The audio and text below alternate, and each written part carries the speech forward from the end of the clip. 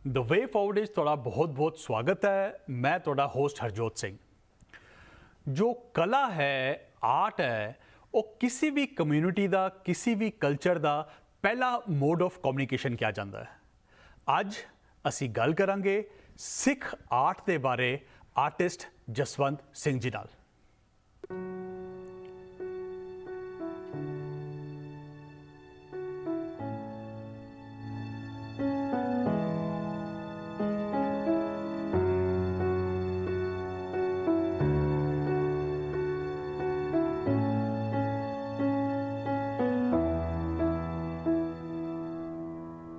ਜਸਵੰਤ ਸਿੰਘ ਜੀ, ਤੁਹਾਡਾ ਬਹੁਤ-ਬਹੁਤ ਸਵਾਗਤ ਹੈ। ਸਿੰਘ ਜੀ, ਤੁਹਾਡਾ ਬਹੁਤ-ਬਹੁਤ ਧੰਨਵਾਦ। ਤੁਸੀਂ ਜਸ ਪੰਜਾਬੀ ਦੇਖਣ ਵਾਲੇ ਸਾਰਿਆਂ ਦੇ ਨਾਲ ਰੂਬਰੂ ਕਰਵਾ ਰਹੇ ਹੋ। Thank you very much for having me sir. Jaswant Singh ji, ਸਾਡੇ ਨਾਲ ਗੱਲ ਕਰਨ ਲਈ, ਟਾਈਮ ਕੱਢਣ ਲਈ ਤੁਹਾਡਾ ਬਹੁਤ-ਬਹੁਤ ਸ਼ੁਕਰੀਆ। ਸਾਡੀ ਕਲਚਰ ਵਿੱਚ, ਸਾਡੀ ਕਮਿਊਨਿਟੀ ਵਿੱਚ ਆਪਾਂ ਕਈ ਚੀਜ਼ਾਂ ਦੀ ਗੱਲ ਕਰਦੇ ਹਾਂ, ਮਗਰ ਆਰਟ ਇੱਕ ਹਲੇ ਵੀ ਐਸਾ ਸਬਜੈਕਟ ਹੈ ਜਿਹੜਾ ਥੋੜ੍ਹਾ ਜਿਹਾ ਪਿੱਛੇ ਰਹਿ ਗਿਆ ਹੈ। And when I say art, I particularly mean visual art, paintings, ਜਿਸ ਦੇ ਤੁਸੀਂ ਮਾਹਿਰ ਹੋ। ਅਸੀਂ ਅੱਜ ਤੁਹਾਡੇ ਨਾਲ ਸਿੱਖ ਆਰਟ ਦੀ ਗੱਲ ਕਰਾਂਗੇ, ਬਟ ਸਭ ਤੋਂ ਪਹਿਲਾਂ ਮੈਂ ਤੁਹਾਡੇ ਤੋਂ ਪੁੱਛਣਾ ਚਾਹਾਂਗਾ, ਸਾਨੂੰ ਆਪਣੇ ਪਿਛੋਕੜ ਬਾਰੇ, ਆਪਣੇ ਬੈਕਗਰਾਉਂਡ ਬਾਰੇ ਥੋੜ੍ਹਾ ਜਿਹਾ ਕੁਇਕਲੀ ਦੱਸੋ ਪਲੀਜ਼। ਮੈਂ ਜੀ ਅੰਮ੍ਰਿਤਸਰ ਦੇ ਇੱਕ ਪਿੰਡ ਵਿੱਚ ਪੈਦਾ ਹੋਇਆ ਸੀ ਜੀ। ਚੰਡੀਗੜ੍ਹ ਆਰਟ ਕਾਲਜ ਤੋਂ ਮੈਂ ਡਿਗਰੀ ਹਾਸਲ ਕੀਤੀ ਹੈ ਜੀ। ਔਰ 2 ਸਾਲ ਉਸ ਤੋਂ ਬਾਅਦ ਅੰਬਾਲਾ ਪੋਲੀਟੈਕਨਿਕ ਕਾਲਜ ਪੜ੍ਹਾਉਂਦਾ ਰਿਹਾ ਜੀ। ਪੜ੍ਹਾਉਣ ਦੇ ਵਿੱਚ, ਕਿਉਂਕਿ ਆਰਟ ਮੇਰਾ ਪਹਿਲਾ ਜੌਬ ਸੀਗਾ ਔਰ ਮੈਂ ਐਜ਼ ਅ ਲੈਕਚਰਰ ਉੱਥੇ ਪੜ੍ਹਾਇਆ, ਲੇਕਿਨ ਜਿਹੜੀ ਅੰਦਰ ਅੱਗ ਹੁੰਦੀ ਹੈ ਇੱਕ ਆਰਟਿਸਟ ਦੇ, ਉਸਨੇ ਮੈਨੂੰ ਸਮਝ ਲਓ ਕਿ ਟਿਕਣ ਨਹੀਂ ਦਿੱਤਾ। ਕਿਉਂਕਿ ਮੈਂ ਆਪਦੇ ਆਲੇ ਦੁਆਲੇ ਦੇਖਦਾ ਸੀਗਾ ਬਾਕੀ ਦੇ ਪ੍ਰੋਫੈਸਰਸ ਨੂੰ ਕਿ ਉਹ ਬਸ ਘਰੋਂ ਬੈਗ ਪੈਕ ਕਰਕੇ ਲਿਆਉਣਾ, ਰੋਟੀ ਪਾਣੀ ਲੰਚ ਲੈ ਆਉਣਾ, ਬੈਠ ਕੇ ਖਾ ਲੈਣਾ, ਸ਼ਾਮ ਨੂੰ ਘਰ ਚਲੇ ਜਾਣਾ। ਉਹ ਮੈਨੂੰ ਲੱਗਦਾ ਮੈਨੂੰ ਗਵਾਰਾ ਨਹੀਂ ਸੀ ਹੋ ਰਿਹਾ, ਔਰ ਮੈਂ ਗਵਰਨਮੈਂਟ ਜੌਬ ਛੱਡ ਕੇ ਦੁਨੀਆ ਦੇ ਭ੍ਰਮਣ ਤੇ ਨਿਕਲ ਤੁਰਿਆ ਆਪਣੀ ਕਲਾ ਦੀ ਅਜਮਾਇਸ਼ ਕਰਨ ਜਾਂ ਆਪਣੇ ਆਪ ਦੀ ਅਜਮਾਇਸ਼ ਕਰਨ। ਔਰ ਬਹੁਤ ਸਾਰੇ ਕੰਟਰੀਆਂ ਦੇ ਵਿੱਚ ਮੈਂ ਜਿਹੜਾ ਹੈਗਾ ਰਿਹਾ, ਕੰਮ ਕੀਤਾ, ਔਰ ਹੌਲੀ ਹੌਲੀ ਤੁਹਾਡੇ ਨਿਊਯਾਰਕ ਦੇ ਵਿੱਚ ਵੀ 7-8 ਸਾਲ ਮੈਂ ਰਿਹਾ ਜੀ। ਔਰ ਹੁਣ ਇਸ ਵੇਲੇ ਕੈਨੇਡਾ ਬਰੈਂਪਟਨ ਦੇ ਵਿੱਚ ਆ ਕੇ ਮੈਨੂੰ ਲੱਗਦਾ ਕਿ ਬਈ ਇਹ ਜਗ੍ਹਾ ਤੇ ਬੈਠ ਕੇ ਕੰਮ ਕਰਨ ਦਾ ਹੁਣ ਉਮਰ ਵੀ ਐਸੀ ਹੋ ਗਈ ਹੈ ਕਿ ਜਿੱਥੇ ਇੱਕ ਜਗ੍ਹਾ ਆਰਾਮ ਨਾਲ ਬੈਠ ਕੇ ਕੰਮ ਕੀਤਾ ਜਾ ਸਕੇ। ਜੀ। ਅਸੀਂ ਆਪਣੇ ਦਰਸ਼ਕਾਂ ਨੂੰ ਦੱਸ ਦਈਏ ਕਿ ਜਸਵੰਤ ਸਿੰਘ ਜੀ ਕੈਨੇਡਾ ਬੇਸਡ ਹਨ, ਬਟ ਇਹਨਾਂ ਦਾ ਜਿਹੜਾ ਆਰਟ ਹੈ ਉਹ ਆਲ ਓਵਰ ਦਾ ਵਰਲਡ ਦੇਖਿਆ ਜਾਂਦਾ ਹੈ, ਪਸੰਦ ਕੀਤਾ ਜਾਂਦਾ ਹੈ। ਜਿਹੜੀ ਸਿੱਖ ਆਰਟ ਦੇ ਵਿੱਚ ਤੁਹਾਡੀ ਐਂਟਰੀ ਹੈ, ਜਿਹੜੀ ਤੁਹਾਡੀ ਇਹ ਜਰਨੀ ਹੈ, ਉਸ ਦੇ ਬਾਰੇ ਸਾਨੂੰ ਦੱਸੋ। ਕਿਵੇਂ ਤੁਹਾਨੂੰ ਇਹ ਇੰਸਪੀਰੇਸ਼ਨ ਮਿਲੀ ਔਰ ਕਿਵੇਂ ਤੁਸੀਂ ਜਿਹੜਾ ਇਹ ਸਬਜੈਕਟ ਹੈ, ਅਸੀਂ ਆਪਣੇ ਵਿਊਅਰਸ ਨੂੰ ਦੱਸਣਾ ਚਾਹਾਂਗੇ ਕਿ ਤੁਸੀਂ ਜਿਹੜਾ ਸਿੱਖੀ ਦਾ ਫਲਸਫਾ ਹੈ ਉਸ ਨੂੰ ਆਪਣੇ ਆਰਟ ਦੇ ਥਰੂ ਪ੍ਰੈਜ਼ੈਂਟ ਕਰਦੇ ਹੋ। ਸਾਨੂੰ ਪਲੀਜ਼ ਥੋੜ੍ਹਾ ਉਸ ਬਾਰੇ ਦੱਸੋ। ਦੇਖੋ ਜੀ, ਸਿੱਖੀ ਘਰ ਵਿੱਚੋਂ ਮਿਲੀ ਹੈ ਜੀ। ਕਿਉਂਕਿ ਮੇਰੇ ਨਾਨਕੇ ਸਾਈਡ ਵਿੱਚੋਂ ਮੇਰੇ ਨਾਨਾ ਜੀ ਜਿਹੜੇ ਸੀਗੇ ਉਹ ਰੇਲਵੇ 'ਚ ਕੰਮ ਕਰਦੇ ਰਹੇ, ਆਲ ਓਵਰ ਇੰਡੀਆ ਉਹਨਾਂ ਨੇ ਕੰਮ ਕੀਤਾ। ਲੇਕਿਨ ਉਹਨਾਂ ਦੀ ਇੱਕ ਅੱਛੀ ਹੈਬਿਟ ਸੀ ਕਿ ਉਹ ਗੁਰੂ ਗ੍ਰੰਥ ਸਾਹਿਬ ਆਪਣੇ ਨਾਲ ਲਿਜਾਂਦੇ ਸੀ, ਜਿੱਥੇ ਵੀ ਕਿਤੇ ਹੁੰਦੇ ਸੀ ਐਤਵਾਰ ਨੂੰ ਗੁਰਦੁਆਰਾ ਸਾਹਿਬ ਲਗਾ ਕੇ ਉੱਥੇ ਸੇਵਾ ਕਰਦੇ ਸੀ ਜੀ। ਇਹੀ ਕੁਛ ਮੇਰੀ ਮਾਤਾ ਨੂੰ ਮਿਲਿਆ, ਔਰ ਮੈਨੂੰ ਲੱਗਦਾ ਹੈ ਕਿ ਮੇਰੀ ਮਾਤਾ ਜੀ ਤੋਂ ਮੈਨੂੰ ਵੀ ਉਹੀ ਕੁਛ ਮਿਲਿਆ ਕਿ ਕੋਈ ਸਮਾਂ ਹੁੰਦਾ ਸੀ ਜਦੋਂ ਘਰ ਵਿੱਚ ਅਗਰ ਅਸੀਂ ਖੇਡਦੇ, ਛੋਟੇ ਬੱਚੇ ਅਸੀਂ ਅਗਰ ਰਹਿ ਰਸ ਨਹੀਂ ਸੀ ਕਰਦੇ ਤੇ ਸਾਨੂੰ ਕਿਹਾ ਜਾਂਦਾ ਸੀ ਕਿ ਸ਼ਾਮ ਦੀ ਰੋਟੀ ਖਾਣ ਨੂੰ ਨਹੀਂ ਮਿਲਣੀ ਤੈਨੂੰ ਜੀ। ਤੇ ਉਹ ਜਿਹੜਾ ਅੰਦਰ ਸਾਰਾ ਕੁਝ ਸੀਗਾ ਬਚਪਨ ਦਾ, ਜਿਹੜਾ ਕਿ ਨਾਨਾ ਜੀ ਦਾ ਜਦੋਂ ਵੀ ਸਾਡੇ ਕੋਲ ਆਉਂਦੇ ਸੀਗੇ ਉਹ ਸਵੇਰ ਤੋਂ ਸ਼ੁਰੂ ਹੋ ਜਾਂਦੇ ਸੀ, ਕਾਫੀ अर्ਲੀ ਮਾਰਨਿੰਗ ਤੋਂ। ਤੇ ਉਸ ਵੇਲੇ ਤਾਂ ਭਾਵੇਂ ਸਾਨੂੰ ਅੱਛਾ ਨਹੀਂ ਸੀ ਲੱਗਦਾ, ਲੇਕਿਨ ਉਹ ਕਿਤੇ ਸਾਈਕੀ ਦੇ ਵਿੱਚ ਅੰਦਰ ਘਰ ਕਰ ਗਿਆ ਜੀ। ਆਰਟ ਕਾਲਜ ਤੋਂ ਜਿਹੜੀ ਐਜੂਕੇਸ਼ਨ ਲਈ ਹੈ, ਸਾਨੂੰ ਉੱਥੇ ਕਾਲਜ ਦੇ ਵਿੱਚ ਦੱਸਿਆ ਜਾਂਦਾ ਹੈ ਕਿ ਜਿਹੜਾ ਤੁਸੀਂ ਆਰਟ ਕਰ ਰਹੇ ਹੋ, ਤੁਸੀਂ ਰੀਅਲਿਸਟਿਕ ਜਿਹਾ ਆਰਟ ਕਰ ਰਹੇ ਹੋ ਜਾਂ ਸਿੱਖ ਦੀਆਂ ਪੇਂਟਿੰਗ ਬਣਾ ਰਹੇ ਹੋ, ਗੁਰੂ ਸਾਹਿਬਾਨ ਦੀਆਂ ਪੇਂਟਿੰਗ ਬਣਾ ਰਹੇ ਹੋ, ਇਹਨਾਂ ਨੂੰ ਥੋੜਾ ਜਿਹਾ ਛੱਡ ਕੇ ਤੁਸੀਂ ਮਾਡਰਨ ਆਰਟ ਕਰੋ। ਤੇ ਉੱਥੇ ਬੜੀ ਸਟਰਗਲ ਸੀ, ਬਹੁਤ ਸਾਰੇ ਸਟੂਡੈਂਟਸ ਨਾਲ ਹੁੰਦੀ ਹੈ ਸਟਰਗਲ ਉੱਥੇ, ਕਿ ਬੜਾ ਕੰਟਰਾਡਿਕਟਰੀ ਜਿਹਾ ਐਜੂਕੇਸ਼ਨ ਸਿਸਟਮ ਹੈ ਸਾਡਾ। ਲੇਕਿਨ ਜਿਹੜਾ ਅੱਛਾ ਕੰਮ ਹੋਇਆ ਉੱਥੇ ਕਿ ਮੈਨੂੰ ਐਬਸਟਰੈਕਟ ਦੀ ਥੋੜੀ ਜਿਹੀ ਸਮਝ ਆਉਣੀ ਸ਼ੁਰੂ ਹੋ ਗਈ ਜੀ। ਜੀ ਜੀ ਫਿਰ ਰੋਟੀ ਰੋਜ਼ੀ ਲਈ ਜਦੋਂ ਨਿਕਲਦੇ ਆ ਦੁਨੀਆ ਦੇ ਵਿੱਚ, ਬਹੁਤ ਸਾਰੀਆਂ ਜਗ੍ਹਾ ਤੇ ਮਿਊਰਲਸ ਬਣਾਉਂਦਾ ਰਿਹਾ, ਕੀਨੀਆ ਦੇ ਵਿੱਚ ਪੇਂਟਿੰਗਸ ਕੀਤੀਆਂ, ਵਾਈਲਡ ਲਾਈਫ ਤੇ ਕੰਮ ਕੀਤਾ, ਕੈਲੰਡਰਸ ਤੇ ਕੰਮ ਕੀਤਾ, ਬਹੁਤ ਸਾਰੀਆਂ ਐਡਵਰਟਾਈਜ਼ਿੰਗ ਏਜੰਸੀ 'ਚ ਕੰਮ ਕਰਦਾ ਰਿਹਾ। ਲੇਕਿਨ ਅੰਦਰ ਜਿਹੜੀ ਇੱਕ ਅੱਗ ਸੀ, ਉਹ ਇੱਕ ਸਿੱਖ ਫਲਸਫੇ ਨਾਲ ਜੁੜੇ ਜੀਵ ਦੀ ਸੀ, ਆਤਮਾ ਦੀ ਸੀ ਜੀ। ਤੇ ਜਿਹੜੀ ਮੇਰੀ ਨਿਊਯਾਰਕ ਦੀ ਜਰਨੀ ਸੀ, ਇਹਦੇ ਵਿੱਚ ਇੱਕ ਖਾਸ ਚੀਜ਼ ਹੋਈ ਕਿ ਮੈਂ ਅੱਛੀਆਂ ਵੱਡੀਆਂ ਕੰਪਨੀਆਂ ਲਈ ਕੰਮ ਕਰ ਰਿਹਾ ਸੀ ਜੀ, ਲੇਕਿਨ ਜਿਹੜੀ ਆਤਮਾ ਦੀ ਭੁੱਖ ਸੀ ਉਹ ਤ੍ਰਿਪਤੀ ਨਹੀਂ ਸੀ ਦੇ ਰਹੀ ਮੈਨੂੰ, ਉਹ ਨਹੀਂ ਸੀ ਹੋ ਰਿਹਾ। ਤੇ ਇਹ ਕਹਿ ਲਓ ਕਿ ਵੀ ਅਗਰ ਮੈਂ ਅਫਰੀਕਾ 'ਚ ਬੈਠਿਆ ਹੁੰਦਾ ਤੇ ਸ਼ਾਇਦ ਇਦਾਂ ਦੇ ਕੰਮ ਨਹੀਂ ਕਰ ਸਕਦਾ ਸੀ, ਇੰਡੀਆ 'ਚ ਹੁੰਦਾ, ਕੀਨੀਆ 'ਚ ਹੁੰਦਾ, ਕੁਝ ਹੋਰ ਕਰ ਰਿਹਾ ਹੁੰਦਾ। ਲੇਕਿਨ ਨਿਊਯਾਰਕ ਦੀ ਲਾਈਫ ਨੇ ਮੈਨੂੰ ਇਹ ਸਮਝਾਉਣਾ ਸ਼ੁਰੂ ਕਰ ਦਿੱਤਾ ਕਿ ਜਸਵੰਤ ਸਿੰਘ, ਤੇਰੀ ਲਾਈਫ ਦਾ ਮਕਸਦ ਕੀ ਹੈ। ਸਵੇਰ ਕੰਮ ਤੇ ਜਾਣਾ, ਦੋ ਜਗ੍ਹਾ ਕੰਮ ਕਰਨਾ, ਉਸ ਤੋਂ ਬਾਅਦ ਸੈਟਰਡੇ ਸੰਡੇ ਕਿਤੇ ਘੁੰਮਣ ਨਿਕਲ ਗਏ। Is this life? ਕਿ ਸਿਰਫ ਇਸੇ ਨੂੰ ਅਸੀਂ ਲਾਈਫ ਕਹਿ ਸਕਦੇ ਹਾਂ? ਤੇ ਉਹ ਜਿਹੜਾ ਟਾਈਮ ਹੈ ਮੇਰਾ, ਉਸ ਟਾਈਮ ਦੇ ਵਿੱਚ ਮੈਨੂੰ ਆਪਣੇ ਆਪ ਨੂੰ ਦੇਖਣ ਦਾ, ਆਪਣੇ ਆਪ ਦੇ ਬਾਰੇ 'ਚ ਸਮਝਣ ਦਾ ਜਿਹੜਾ ਹੈਗਾ ਨਾ, ਉਹ ਮੌਕਾ ਮਿਲਿਆ। ਔਰ ਹੈਰਾਨੀ ਦੀ ਗੱਲ ਹੈ ਕਿ ਨਿਊਯਾਰਕ ਦੇ ਹੀ ਇੱਕ ਗੁਰਦੁਆਰਾ ਸਾਹਿਬ ਦੇ ਵਿੱਚ ਕੋਈ ਭਾਈ ਸਾਹਿਬ ਆਏ ਸੀ, ਬੜੀ ਮਿੱਠੀ ਸੀ ਆਵਾਜ਼ ਉਹਨਾਂ ਦੀ, ਔਰ ਮੈਨੂੰ ਨਾਮ ਤਾਂ ਯਾਦ ਨਹੀਂ, ਤੇ ਉਹ ਸ਼ਬਦ ਸੀ ਇੱਕ ਗਾ ਰਹੇ ਸੀ, ਮੇਰੀ ਸੇਜੜੀਏ ਆਡੰਬਰ ਬਣਿਆ। ਔਰ ਉਹ ਸ਼ਬਦ ਏਦਾਂ ਮੇਰੇ ਅੰਦਰ ਘਰ ਕਰ ਗਿਆ ਕਿ ਮੈਂ ਕਈ ਮਹੀਨੇ ਮੇਰੀ ਸੇਜੜੀਏ ਆਡੰਬਰ ਬਣਿਆ ਮੇਰੇ ਅੰਦਰ ਚੱਲਦਾ ਰਿਹਾ। ਉਸੇ ਸ਼ਬਦ ਤੋਂ ਇਨਸਪਾਇਰ ਹੋ ਕੇ ਮੈਨੂੰ ਸਮਝ ਆ ਗਈ ਕਿ ਇਸ ਸ਼ਬਦ ਦੇ, ਜਦੋਂ ਤੁਸੀਂ ਇੱਕ ਸ਼ਬਦ ਤੇ ਕੰਮ ਕਰਦੇ, ਮੈਨੂੰ ਪਤਾ ਲੱਗਾ ਕਿ 10 ਲਫ਼ਜ਼ਾਂ ਨੂੰ ਮਿਲਾ ਕੇ ਇੱਕ ਪਹਿਲਾ ਸ਼ਬਦ ਆ ਮੇਰੀ ਸੇਜੜੀਏ ਆਡੰਬਰ ਬਣਿਆ। ਔਰ ਜਿਹੜੇ 10 ਸ਼ਬਦ ਨੇ ਆਪਣੇ ਆਪ ਦੇ ਵਿੱਚ ਕੱਲਾ ਸ਼ਬਦ ਪੂਰਨ ਹੈ, ਸੰਪੂਰਨ ਹੈ। ਔਰ ਜਦੋਂ ਦੂਸਰੇ ਨਾਲ ਮਿਲਦਾ ਹੈ, ਦੂਸਰੇ ਨਾਲ ਮਿਲ ਕੇ ਸ਼ਬਦ ਦੇ ਨਾਲ ਇੱਕ ਸੰਗੀਤ ਪੈਦਾ ਕਰਦਾ ਹੈ।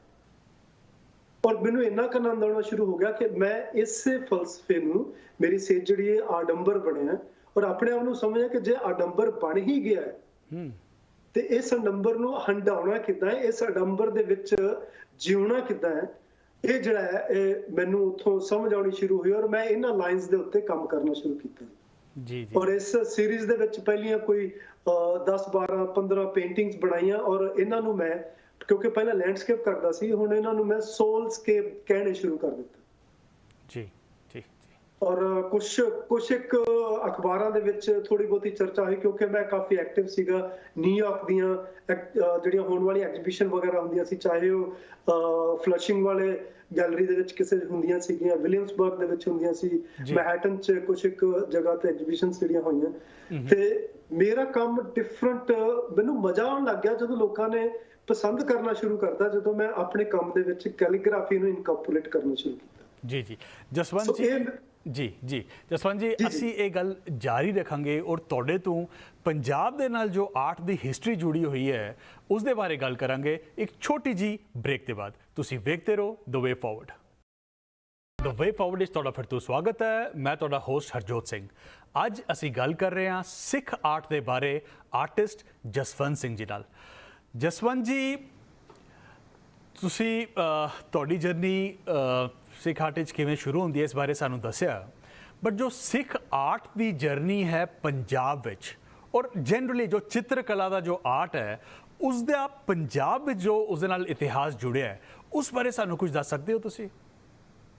ਜੀ ਬਿਲਕੁਲ ਹਰਜੋਤ ਜੀ, ਬਹੁਤ ਹੀ ਇੰਪੋਰਟੈਂਟ ਔਰ ਬਹੁਤ ਹੀ ਅੱਛਾ ਸਵਾਲ ਤੁਸੀਂ ਕੀਤਾ ਹੈ ਜੀ। ਇਹ ਬਹੁਤ ਜ਼ਰੂਰੀ ਹੈ ਸਾਡੇ ਸਿੱਖ ਜਗਤ ਨੂੰ, ਪੰਜਾਬੀਆਂ ਨੂੰ ਇਹ ਗੱਲ ਜਾਣਨਾ ਕਿ ਸਾਡੇ ਪੰਜਾਬ ਵਿੱਚ ਆਰਟ ਹੈ ਹੀ ਨਹੀਂ।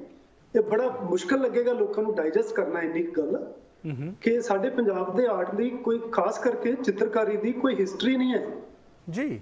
ਕਿਉਂਕਿ ਅਸੀਂ ਸਾਰੀ ਜ਼ਿੰਦਗੀ ਜਿਹੜੀ ਹੈਗੀ ਇੰਨੇ ਸਾਲਾਂ ਤੋਂ, ਪੁਰਖਿਆਂ ਤੋਂ, ਅਸੀਂ ਬਾਹਰ ਦੇ ਧਾੜਵੀਆਂ ਤੋਂ ਬਚਣ ਵਾਸਤੇ ਹੀ ਅਸੀਂ ਜਿਹੜਾ ਹੈਗਾ ਉਹ ਤਲਵਾਰਾਂ ਤੇ ਢਾਲਾਂ ਨਾਲ ਖੇਡਦੇ ਰਹੇ ਜੀ। ਕਲਮਾਂ ਨਾਲ, ਬਰਸ਼ਾਂ ਨਾਲ ਖੇਲਣ ਦਾ ਬਹੁਤ ਘੱਟ ਸਮਾਂ ਮਿਲਿਆ, ਕਿਉਂਕਿ ਪੰਜਾਬ ਦੇ ਵਿੱਚ ਬਹੁਤ ਥੋੜਾ ਸਮਾਂ ਮਿਲਿਆ ਸਾਨੂੰ ਜਿਹਦੇ ਵਿੱਚ ਕਿ ਸ਼ਾਂਤੀ ਰਹੀ ਹੋਵੇ। ਔਰ ਉਹਨਾਂ ਸਾਲਾਂ ਦੇ ਵਿੱਚ ਜਦੋਂ ਕਿ ਸ਼ਾਂਤੀ ਹੁੰਦੀ ਹੈ ਕਿਸੇ ਮੁਲਕ ਦੇ ਵਿੱਚ, ਉਦੋਂ ਹੀ ਆਰਟ ਫਲੋਰਿਸ਼ ਹੁੰਦਾ ਜੀ। ਔਰ ਸਭ ਤੋਂ ਪਹਿਲਾਂ ਜਿਹੜਾ ਹੈਗਾ ਕਿ ਆਰਟ ਦੀ ਅਸੀਂ ਅਗਰ ਹਿਸਟਰੀ ਦੇਖੀਏ ਤੇ ਪੰਜਾਬ ਦੇ ਵਿੱਚ ਜਿਹੜਾ ਹੈਗਾ ਮਹਾਰਾਜਾ ਰਣਜੀਤ ਸਿੰਘ ਨੇ ਕੁਝ ਕੰਮ ਸ਼ੁਰੂ ਕਰਵਾਏ ਸੀ, ਲੇਕਿਨ ਉਸ ਤੋਂ ਪਹਿਲਾਂ ਗੁਰੂ ਸਾਹਿਬਾਨ ਨੇ ਜਿਹੜਾ ਹੈਗਾ ਨਾ, ਕਿਉਂਕਿ ਗੁਰੂ ਸਾਹਿਬਾਨ ਜੁੜੇ ਹੋਏ ਨੇ ਪ੍ਰਕਿਰਤੀ ਨਾਲ, ਸ੍ਰਿਸ਼ਟੀ ਨਾਲ, ਔਰ ਉਹਨਾਂ ਨੇ ਜਿਹੜਾ ਹੈਗਾ ਆਰਟ ਨੂੰ ਇਨਕੋਰਪੋਰੇਟ ਕਰਨਾ ਸ਼ੁਰੂ ਕੀਤਾ ਆਪਣੀਆਂ ਲਿਖਤਾਂ ਦੇ ਵਿੱਚ। ਜਦੋਂ ਕਿ ਉਹ ਲਿਖਦੇ ਸੀ ਉਹਦੇ ਆਲੇ ਦੁਆਲੇ ਬੜੀ ਸੋਹਣੀ ਚਿੱਤਰਕਾਰੀ ਕਰਦੇ ਸੀਗੇ, ਔਰ ਗੁਰੂ ਗ੍ਰੰਥ ਸਾਹਿਬ ਦੇ ਵਿੱਚ ਜਿਹੜੀਆਂ ਹੱਥ ਲਿਖਤਾਂ ਨੇ ਜਾਂ ਹੋਰ ਸਾਰਾ ਕੁਝ, ਉਹਨਾਂ ਵਿੱਚ ਇਹ ਸਾਰਾ ਕੁਝ ਮਿਲਦਾ ਹੈ ਜੀ। ਉਸ ਤੋਂ ਬਾਅਦ ਜਿਹੜਾ ਹੈਗਾ ਹੈ ਕਿ ਉਹਦੇ ਵਿੱਚ ਵੀ ਜਦੋਂ ਕਿ ਚਿੱਤਰ ਆਉਣੇ ਸ਼ੁਰੂ ਹੋਏ, ਜਿੱਥੋਂ ਤੱਕ ਨਕਾਸ਼ੀ ਦਾ ਸਵਾਲ ਹੈ ਉਹ ਤਾਂ ਠੀਕ ਹੈ, ਕਿਉਂਕਿ ਉਹ ਵੀ ਮੁਗਲਾਂ ਤੋਂ ਜਾਂ ਇਨਫਲੂਐਂਸ ਸੀਗੀ, ਕਿਉਂਕਿ ਉਹ ਇਸਲਾਮਿਕ ਆਰਟ ਤੋਂ ਇਨਫਲੂਐਂਸ ਸੀਗੀ ਜੀ।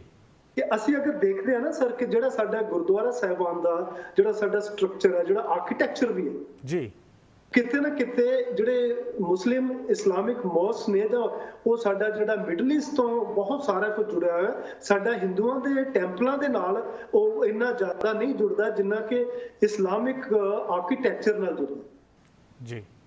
ਇਸੇ ਤਰ੍ਹਾਂ ਹੀ ਜਿਹੜਾ ਕਹਿ ਲਓ ਕਿ ਵੀ ਤੁਹਾਡੀ ਚਿੱਤਰਕਲਾ ਹੈ, ਇਹਦਾ ਕੋਈ ਬਹੁਤ ਜ਼ਿਆਦਾ ਫਲੋਰਿਸ਼ ਨਹੀਂ ਹੋਈ। ਜਿੰਨੇ ਵੀ ਚਿੱਤਰ ਬਣਾਏ ਨੇ ਉਹ, ਕਿਉਂਕਿ ਬਹੁਤ ਸਾਰੀਆਂ ਹਵੇਲੀਆਂ ਦੇ ਵਿੱਚ ਮਹਾਰਾਜਾ ਰਣਜੀਤ ਸਿੰਘ ਨੇ ਜੋ ਬਿਲਡਿੰਗਾਂ ਆਪਣੇ ਇੱਧਰ ਉੱਧਰ ਬਣਵਾਈਆਂ ਜਾਂ ਉਸ ਤੋਂ ਬਾਅਦ ਬਣੀਆਂ, ਉਹਨਾਂ ਦੇ ਵਿੱਚ ਜੋ ਵੀ ਚਿੱਤਰਕਾਰੀ ਹੋਈ ਹੈ ਉਹ ਸਾਰੀ ਦੀ ਸਾਰੀ ਜਿਹੜੀ ਹੈ ਕਾਂਗੜਾ ਸ਼ੈਲੀ ਤੋਂ, ਪਹਾੜੀ ਚਿੱਤਰਕਾਰਾਂ ਤੋਂ, ਜਾਂ ਪਹਾੜੀ ਚਿੱਤਰਕਾਰ ਲਿਆਂਦੇ ਜਾਂਦੇ ਸੀ ਉਹਨਾਂ ਤੋਂ ਚਿੱਤਰਕਾਰੀ ਕੀਤੀ ਜਾਂਦੀ। ਕੁਝ ਇੱਕ ਮੁਸਲਿਮ ਲੋਕ ਜਿਹੜੇ ਸੀਗੇ ਉਹ ਲਾਹੌਰ ਦਰਬਾਰ ਦੇ ਵਿੱਚ ਵਸਣ ਵਾਲੇ, ਲੇਕਿਨ ਸਾਰੇ ਦਾ ਸਾਰਾ ਇਨਫਲੂਐਂਸ ਜਿਹੜਾ ਮੁਗਲ ਆਰਟ ਦਾ ਸੀ ਜੀ।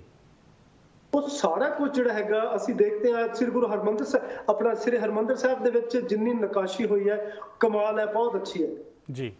ਉਹਦੇ ਵਿੱਚ ਵੀ ਤੁਸੀਂ ਅਗਰ ਦੇਖੋ ਤੇ ਬਹੁਤ ਸਾਰਾ ਇਨਫਲੂਐਂਸ ਜਿਹੜਾ ਹੈ ਉਹ ਜਿਹੜਾ ਹੈਗਾ ਉਹ ਵੈਸਟ ਕਹਿ ਲਓ ਕਿ ਇਸਲਾਮਿਕ ਜਿਹੜਾ ਹੈਗਾ ਚਿੱਤਰਕਾਰੀ ਦਾ ਜੀ, ਰਾਈਟ।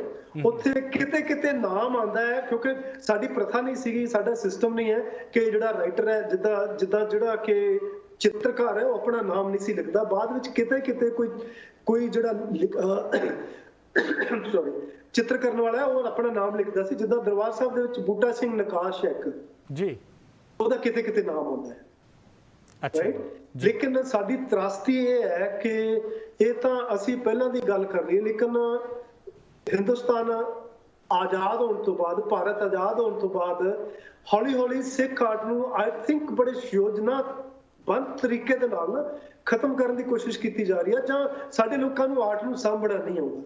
ਤੁਸੀਂ ਇੱਥੇ ਨਿਊਯਾਰਕ ਦੇ ਵਿੱਚ ਦੇਖ ਲਓ, ਆਲੇ ਦੁਆਲੇ ਦੇਖ ਲਓ, ਜਿਹੜੀਆਂ ਪੁਰਾਣੀਆਂ ਚਰਚਾਂ ਬਣੀਆਂ ਹੋਈਆਂ ਨੇ, ਸਿਨੇਗੋਗ ਨੇ ਜਾਂ ਕੁਝ ਹੋਰ ਹੈਗਾ, ਜਿੱਥੇ ਕਿਤੇ ਕੋਈ ਪੁਰਾਣਾ ਹਿਸਟਰੀ ਰਿਲੇਟਡ ਹੈ ਉਸ ਨੂੰ ਉਦਾਂ ਦਾ ਉਦਾਂ ਹੀ ਸਾਂਭ ਲੈਂਦੇ ਨੇ ਜੀ। ਲੇਕਿਨ ਪੰਜਾਬ ਦੇ ਵਿੱਚ ਸਾਡੇ ਸੋ ਕਾਲਡ ਕੁਝ ਇੱਕ ਮੈਂ ਕਹਿਣਾ ਨਹੀਂ ਚਾਹੁੰਦਾ ਲੇਕਿਨ ਕਹਿਣਾ ਪਏਗਾ, ਕਿਉਂਕਿ ਸਾਡੇ ਸਮਾਜ ਨਾਲ ਜੁੜੀ ਹੋਈ ਗੱਲ ਹੈ, ਕਿ ਜਿਹੜੇ ਕਾਰ ਸੇਵਾ ਕਰਨ ਵਾਲੇ ਬਾਬੇ ਨੇ ਜੀ, ਉਹਨਾਂ ਨੇ ਜਾਣਦਿਆਂ ਅਣਜਾਣੇ ਦੇ ਵਿੱਚ ਐਸੀ ਚਿੱਤਰਕਾਰੀ ਨੂੰ ਜਿਹੜਾ ਹੈਗਾ ਉੱਤੇ ਕਲੀ ਫੇਰ ਦਿੱਤੀ, ਉੱਤੇ ਪੋਚਾ ਮਾਰ ਕੇ ਤੇ ਉੱਥੇ ਬਾਥਰੂਮ ਵਾਲੀਆਂ ਟਾਈਲਾਂ ਲਗਾ ਦਿੱਤੀਆਂ ਜੀ, ਸਾਫ਼ ਸੁਥਰੀਆਂ ਜੀ ਜੀ ਜੀ।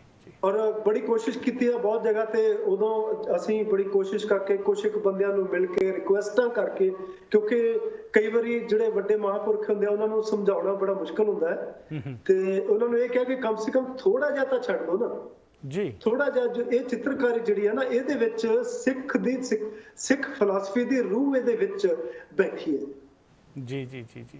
ਔਰ ਤੁਸੀਂ ਸੋਚੋ ਕਿ ਥੋੜਾ ਜਿਹਾ ਰੌਲਾ ਪਾਉਣ ਤੋਂ ਬਾਅਦ ਜਿਹੜਾ ਹੈਗਾ ਕਿ ਬਾਬਾ ਅਟਲ ਸਾਹਿਬ ਦੀ ਬਿਲਡਿੰਗ ਜਿਹੜੀ ਹੈਗਾ ਉਹਦੇ 7-8 ਫਲੋਰ ਦੇ ਵਿੱਚੋਂ ਇੱਕ ਫਲੋਰ ਬਚਾਇਆ ਜਾ ਸਕਿਆ ਜੀ ਜੀ। ਔਰ ਇਹ ਸਾਡੀ ਹਿਸਟਰੀ ਹੈ। ਔਰ ਹੁਣ ਦਾ ਵੀ ਜੇਕਰ ਅਸੀਂ ਦੇਖੀਏ, ਕਿਉਂਕਿ ਮਾਡਰਨ ਹਿਸਟਰੀ ਦੇ ਪੰਜਾਬ ਦੇ ਵਿੱਚ ਬਹੁਤ ਸਾਰੇ ਆਰਟਿਸਟ ਜਿਹੜੇ ਨੇ ਉਹ ਨਹੀਂ ਦਿਖਦੇ। ਹੁਣ ਜਿਹੜੇ ਨਵੇਂ ਬੱਚੇ ਨੇ ਉਹ ਥੋੜਾ ਜਿਹਾ ਚੇਂਜ ਹੋ ਰਿਹਾ। ਅਦਰਵਾਈਜ਼ ਪੰਜਾਬ ਦਾ ਜਿਹੜਾ ਵੀ ਕੋਈ ਅੱਛਾ ਆਰਟਿਸਟ ਸੀਗਾ, ਉਹਨੇ ਅਗਰ ਨਾਮ ਕਮਾਇਆ ਤੇ ਪੰਜਾਬ ਤੋਂ ਬਾਹਰ ਕਮਾਇਆ। ਨੇਮ ਐਨੀ ਬਿਗ ਆਰਟਿਸਟ। ਜਸਵੰਤ ਜੀ, ਅਗਰ ਮੈਂ ਤੁਹਾਨੂੰ ਪੁੱਛਾਂ, ਇਹ ਜਿਹੜਾ ਤੁਸੀਂ ਉਹਨੇ ਵਰਡ ਯੂਜ਼ ਕੀਤਾ ਹੈ ਮਾਡਰਨ ਆਰਟ, ਇਸ ਦੀ ਸ਼ੁਰੂਆਤ ਤੁਸੀਂ ਕਦ ਤੋਂ ਦੇਖਦੇ ਹੋ? ਕਿਸ ਨੂੰ ਆਪਾਂ ਮਾਡਰਨ ਆਰਟ ਕਹਿੰਦੇ ਆ in context of Sikh or Punjabi artwork?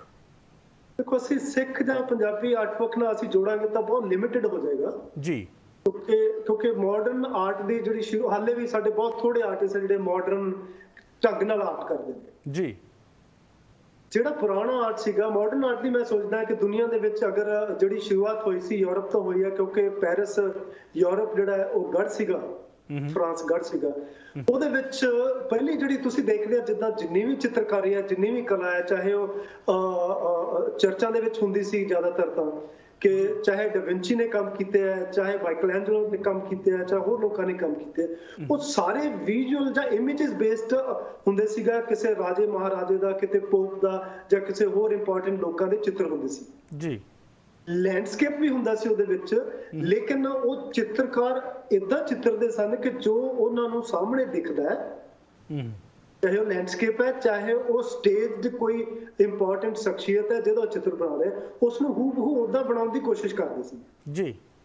ਜਿਨ੍ਹਾਂ ਦੇ ਵਿੱਚੋਂ ਮੈਨੂੰ ਅੱਛਾ ਲੱਗਦੇ ਨੇ, ਫਰਾਂਸ ਹਾਲ ਅੱਛਾ ਲੱਗਦਾ ਹੈ, ਰੈਂਬਰਾ ਅੱਛਾ ਲੱਗਦਾ ਹੈ, ਜਿਨ੍ਹਾਂ ਨੇ ਕਿ ਬੜੇ ਵਧੀਆ ਪੋਰਟਰੇਟਸ ਬਣਾਏ ਨੇ ਜੀ, ਰਾਈਟ ਜੀ। ਲੇਕਿਨ ਹੌਲੀ ਹੌਲੀ ਜਦੋਂ ਮਾਡਰਨ ਆਰਟ ਦੀ, ਜਿਹਨੂੰ ਮਾਡਰਨ ਕਹਿੰਦੇ ਅਸੀਂ, ਉਹ ਮੈਂ ਸਮਝਦਾ ਕਿ ਪਿਕਾਸੋ ਨੇ ਜਦੋਂ ਕੁਝ ਕੰਮ ਸ਼ੁਰੂ ਕੀਤੇ ਕਿਊਬਿਜ਼ਮ ਦੇ ਉੱਤੇ, ਉਹਨੇ ਕੁਝ ਲਾਈਨਾਂ ਦੇ ਵਿੱਚ ਕਿ ਅਸੀਂ ਇੱਕ ਇਮੇਜ ਤੋਂ, ਇੱਕ ਮੂਰਤ ਤੋਂ ਹਟ ਕੇ ਅਮੂਰਤ ਵੱਲ ਜਦੋਂ ਲੈ ਕੇ ਆਂਦਾ ਆਰਟ ਨੂੰ ਜੀ, ਇਹ ਇੱਕ ਯੂਰਪ ਦੇ ਵਿੱਚ ਜਿਹੜੀ ਹੈ ਕਿ ਬੜੀ ਵੱਡੀ ਕਹਿ ਲਓ ਕਿ ਰੈਵੋਲੂਸ਼ਨ ਆਇਆ ਆਰਟ ਦੇ ਵਿੱਚ, ਜਿੱਥੇ ਆਰਟ ਨੂੰ ਸਿਰਫ, ਮੈਨੂੰ ਲੱਗਦਾ ਉਹਦੀ ਇੱਕ ਜ਼ਰੂਰਤ ਵੀ ਸੀਗੀ ਕਿਉਂਕਿ ਕੈਮਰੇ ਦੀ ਇਨਵੈਂਸ਼ਨ ਹੋ ਗਈ ਔਰ ਇਨਸਾਨਾਂ ਨਾਲੋਂ ਜ਼ਿਆਦਾ ਅੱਛਾ ਕੈਮਰਾ ਇੱਕ ਫੋਟੋ ਖਿੱਚ ਸਕਦਾ ਸੀ ਜੀ।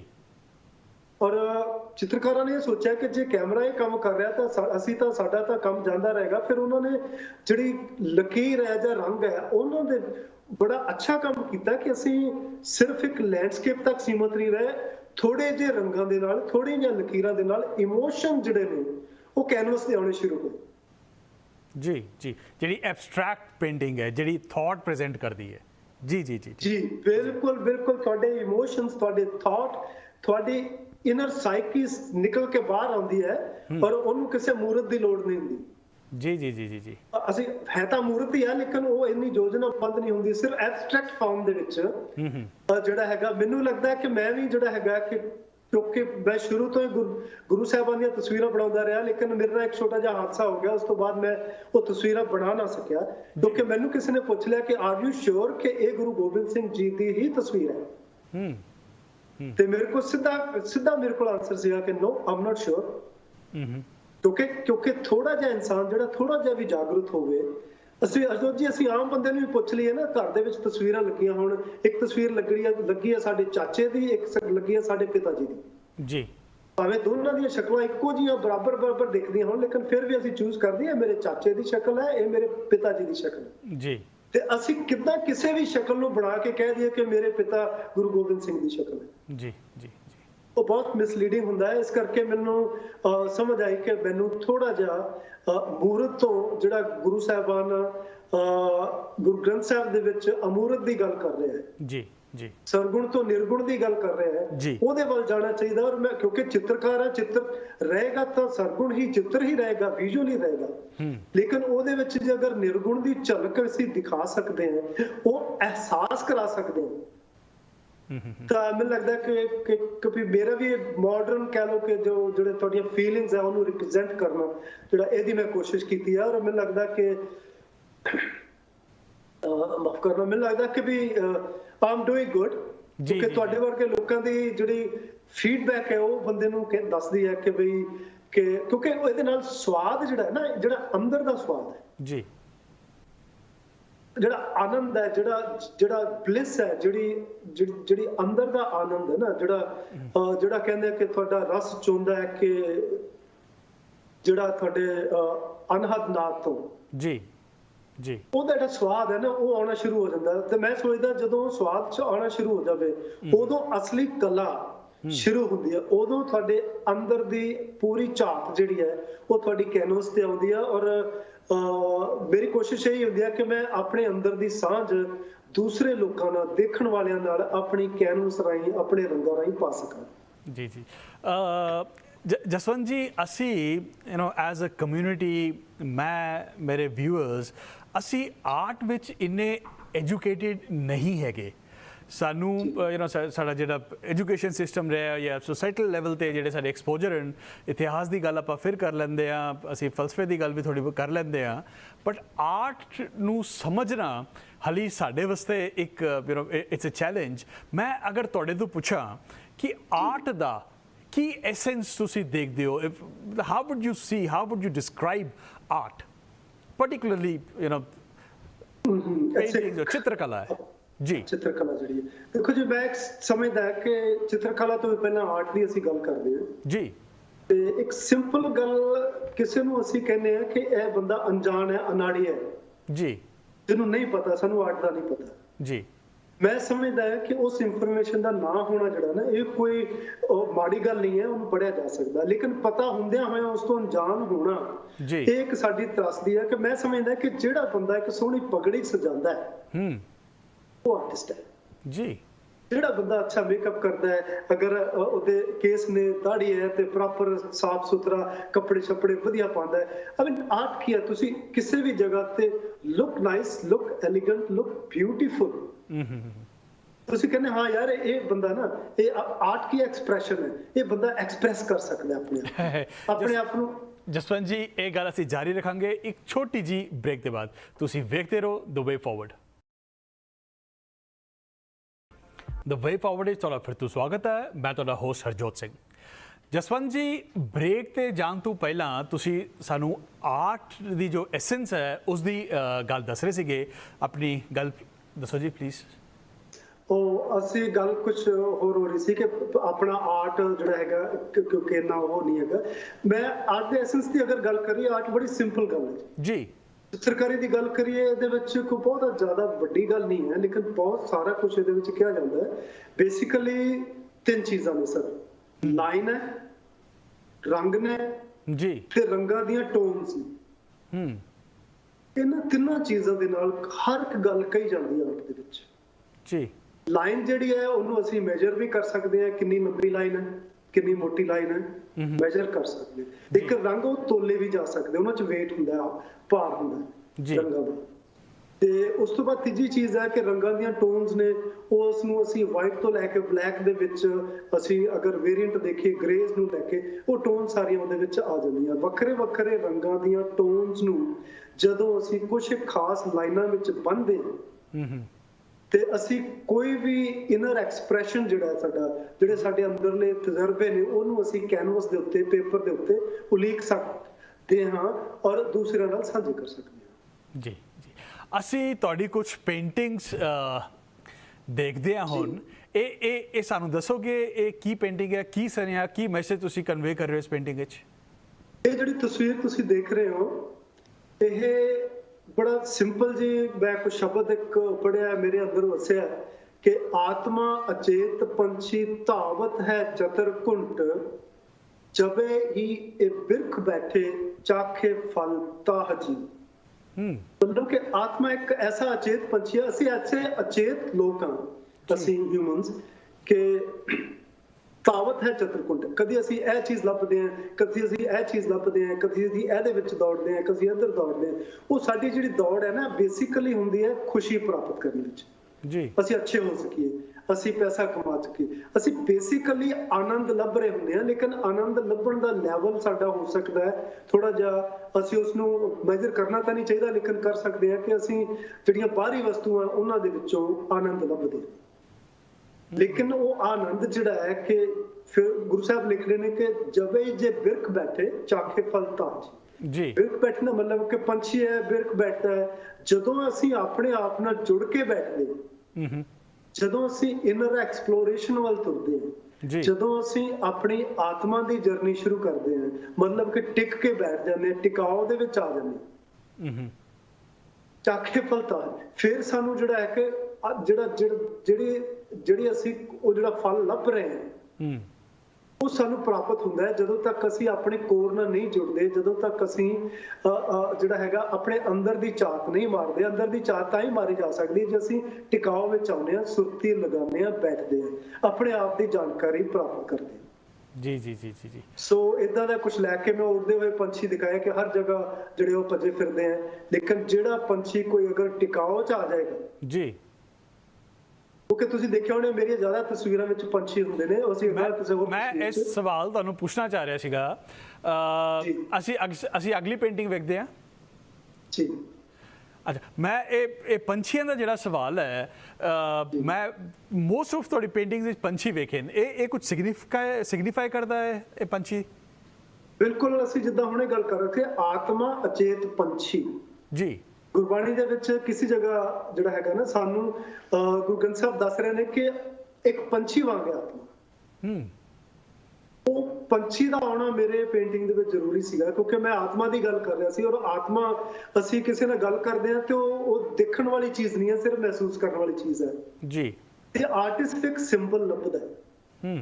ਮੈਨੂੰ ਲੱਗਦਾ ਹੈ ਕਿ ਕੋਈ ਐਸਾ ਇੱਕ ਸਿੰਬਲ ਹੋਵੇ ਜਿਹਨੂੰ ਮੈਂ ਆਪਣੀਆਂ ਪੇਂਟਿੰਗ ਦੇ ਵਿੱਚ ਲਗਾ ਕੇ ਰਿਪਰੈਜ਼ੈਂਟ ਕਰ ਸਕਾਂ, ਆਪਣਾ ਜਿਹੜਾ ਅਧਿਕ ਚੀਜ਼ ਹੈ ਉਸ ਨੂੰ ਦਿਖਾ ਸਕਾਂ। ਜੀ ਜੀ ਜੀ। ਸੋ ਇਹ ਪੰਛੀ ਜਿਹੜੇ ਜ਼ਿਆਦਾਤਰ ਤੁਸੀਂ ਦੇਖੋਗੇ ਕਿ ਜ਼ਿਆਦਾਤਰ ਪੰਛੀ ਜਿਹੜੀਆਂ ਪੇਂਟਿੰਗਾਂ ਦੇ ਵਿੱਚ, ਇਸ ਪੇਂਟਿੰਗ ਜਿਹੜੀ ਤੁਸੀਂ ਦੇਖ ਰਹੇ ਹੋ ਇਹਦੇ ਵਿੱਚ ਤਾਂ ਉਹ ਜਿੱਦਾਂ ਕਿ ਤੁਸੀਂ ਬੈਠੇ ਹੋ ਇੱਕ ਬਲਿਸ ਦੀ ਸਿਚੁਏਸ਼ਨ ਦੇ ਵਿੱਚ, ਲੇਕਿਨ ਜਿਹੜਾ ਪੰਛੀ ਹੈ ਤੁਸੀਂ ਮੇਰੀਆਂ ਪੇਂਟਿੰਗਾਂ ਜ਼ਿਆਦਾਤਰ ਦੇਖੋਗੇ ਉਹ ਕਿਤੇ ਆ ਨਹੀਂ ਰਹੇ, ਜਾ ਰਹੇ ਨੇ। ਜੀ ਜੀ ਹੈ ਨਾ। ਤੇ ਜਦੋਂ ਅਸੀਂ ਇਹ ਦੇਖਦੇ ਕਿ ਉਹ ਰਿਪਰੈਜ਼ੈਂਟ ਕਰਦੇ ਆ ਕਿ ਆਉਣਾ ਜਿਹੜਾ ਸਾਡਾ, ਜਿੱਦਾਂ ਅਸੀਂ ਕਹਿੰਦੇ ਆ ਗੁਰਮੁਖ ਆਵੇ ਜਾਵੇ ਨਹੀਂ ਸੰਗ, ਹੈ ਨਾ, ਕਰਮੀ ਆਵੇ ਕੱਪੜਾ ਨਦਰੀ ਮੁਖ ਦੁਆਰ। ਤੇ ਉਹ ਸਾਡੇ ਕਰਮਾਂ ਦੇ ਨਾਲ ਅਸੀਂ ਆ ਤਾਂ ਜਾਂਦੇ ਹਾਂ ਅੱਛੇ, ਸਾਡੀ ਫਿਲਾਸਫੀ ਇਹ ਕਹਿੰਦੀ ਕਿ ਅਸੀਂ ਅੱਛੇ ਕਰਮ ਕਰਾਂਗੇ ਤਾਂ ਵਾਪਸ ਸਾਨੂੰ ਜਿਹੜਾ ਹੈਗਾ ਪਰਮਾਤਮਾ ਇਸ ਦੇਹ ਰੂਪੀ ਜਾਮਾ ਦੇ ਕੇ ਇੱਥੇ ਭੇਜੇਗੀ। ਜੀ ਜੀ ਜੀ ਰਾਈਟ। ਲੇਕਿਨ ਖੇਡ ਇਹ ਹੈਗੀ ਹੈ ਕਿ ਅਸੀਂ ਨਿਜ ਘਰ ਵਾਪਸ ਕਿੱਦਾਂ ਜਾਣਾ ਜੀ। ਉਸ ਖੇਡ ਨੂੰ ਮੈਂ ਆਪਣੇ ਪੇਂਟਿੰਗ ਦੇ ਵਿੱਚ ਇਨਕਾਰਪੋਰੇਟ ਕਰਨ ਦੀ ਕੋਸ਼ਿਸ਼ ਕਰ ਰਿਹਾ, ਜਿੰਨੀ ਕਿ ਮੈਨੂੰ ਆਪਣੇ ਆਪ ਤੋਂ ਸਕ੍ਰਿਪਚਰਸ ਤੋਂ ਸਮਝ ਆਉਂਦੀ ਹੈ। ਔਰ ਪੰਛੀ ਜਿਹੜੇ ਨੇ ਉਹ ਨਿਜ ਘਰ ਵਾਪਸ ਜਾਣ ਦੀ ਉਡਾਨ ਦੇ ਵਿੱਚ ਨੇ। ਜੀ ਜੀ ਜੀ। ਤੇ ਇਹ ਮੈਂ ਕਹਿਣ ਦੀ ਕੋਸ਼ਿਸ਼ ਕਰ ਰਿਹਾ। ਜੀ ਜੀ ਨਹੀਂ, ਬਹੁਤ ਖੂਬਸੂਰਤ ਗੱਲ ਹੈ। ਤੇ ਇਹ ਜਿਹੜੀ ਪੇਂਟਿੰਗ ਸਾਡੇ ਸਾਹਮਣੇ ਹੈ ਇਸ ਦੇ ਵਿੱਚ ਕੀ ਦਰਸਾਇਆ ਜਾ ਰਿਹਾ ਹੈ? ਇਸ ਤਰ੍ਹਾਂ ਤੁਸੀਂ ਦੇਖਦੇ ਆ ਕਿ ਬਹੁਤ ਸਾਰੀਆਂ ਤਸਵੀਰਾਂ ਜਿਹੜੀਆਂ ਨਾ ਇਹਦੇ ਵਿੱਚ, ਇਹ ਪਹਿਲੀ ਸਟੇਜ ਦੀ ਪੇਂਟਿੰਗ ਹੈ ਮੇਰੀ ਜੀ, ਜਿਹਦੇ ਵਿੱਚ ਕਲਰ ਵੀ ਜਿਹੜੇ, ਜੇ ਅਸੀਂ ਕਿਉਂਕਿ ਆਪਣੇ ਸਿੱਖੀਜ਼ਮ ਦੇ ਵਿੱਚ ਅਸੀਂ ਜ਼ਿਆਦਾ ਇਸ ਨੂੰ ਤਰਜੀਹ ਨਹੀਂ ਦਿੰਦੇ, ਲੇਕਿਨ ਅਸੀਂ ਅਗਰ ਹਿੰਦੁਸਤਾਨੀ ਫਲਸਫੇ ਦੀ ਗੱਲ ਕਰੀਏ ਤੇ ਅਸੀਂ ਚੱਕਰਾਂ ਨਾਲ ਜੋੜਦੇ ਆ, ਕਲਰਸ ਦੇ ਨਾਲ ਜੋੜਦੇ ਆ ਹਰ ਚੀਜ਼ ਜੀ, ਕਿ એનર્ਜੀ ਚੱਕਰਾ ਜਿਹੜੇ ਨੇ, ਕਿ ਸਾਡਾ ਜਿਹੜਾ ਪਹਿਲਾ ਚੱਕਰਾ ਜਿਹਦੇ ਵਿੱਚ ਅਸੀਂ ਬੈਠਦੇ ਆ ਉਹ ਜਿਹਨੂੰ ਮੂਲਾਧਾਰ ਕਹਿੰਦੇ ਨੇ, ਫਿਰ ਤੁਸੀਂ ਜਿਹੜਾ ਹੈਗਾ ਸਵਾਦਿਸ਼ਟਾਨ ਹੈ, ਉਸ ਤੋਂ ਬਾਅਦ ਜਿਹੜਾ ਹੈਗਾ ਕਿ ਤੁਹਾਡਾ ਜਿਹੜਾ ਤੀਸਰਾ ਚੱਕਰ ਹੈ ਨਾਭੀ ਦੇ ਵਿੱਚ ਜਿਹੜਾ ਹੈਗਾ ਉਹਦਾ ਰੰਗ ਪੀਲਾ ਹੁੰਦਾ ਹੈ। ਜੀ ਜੀ ਜੀ ਜੀ।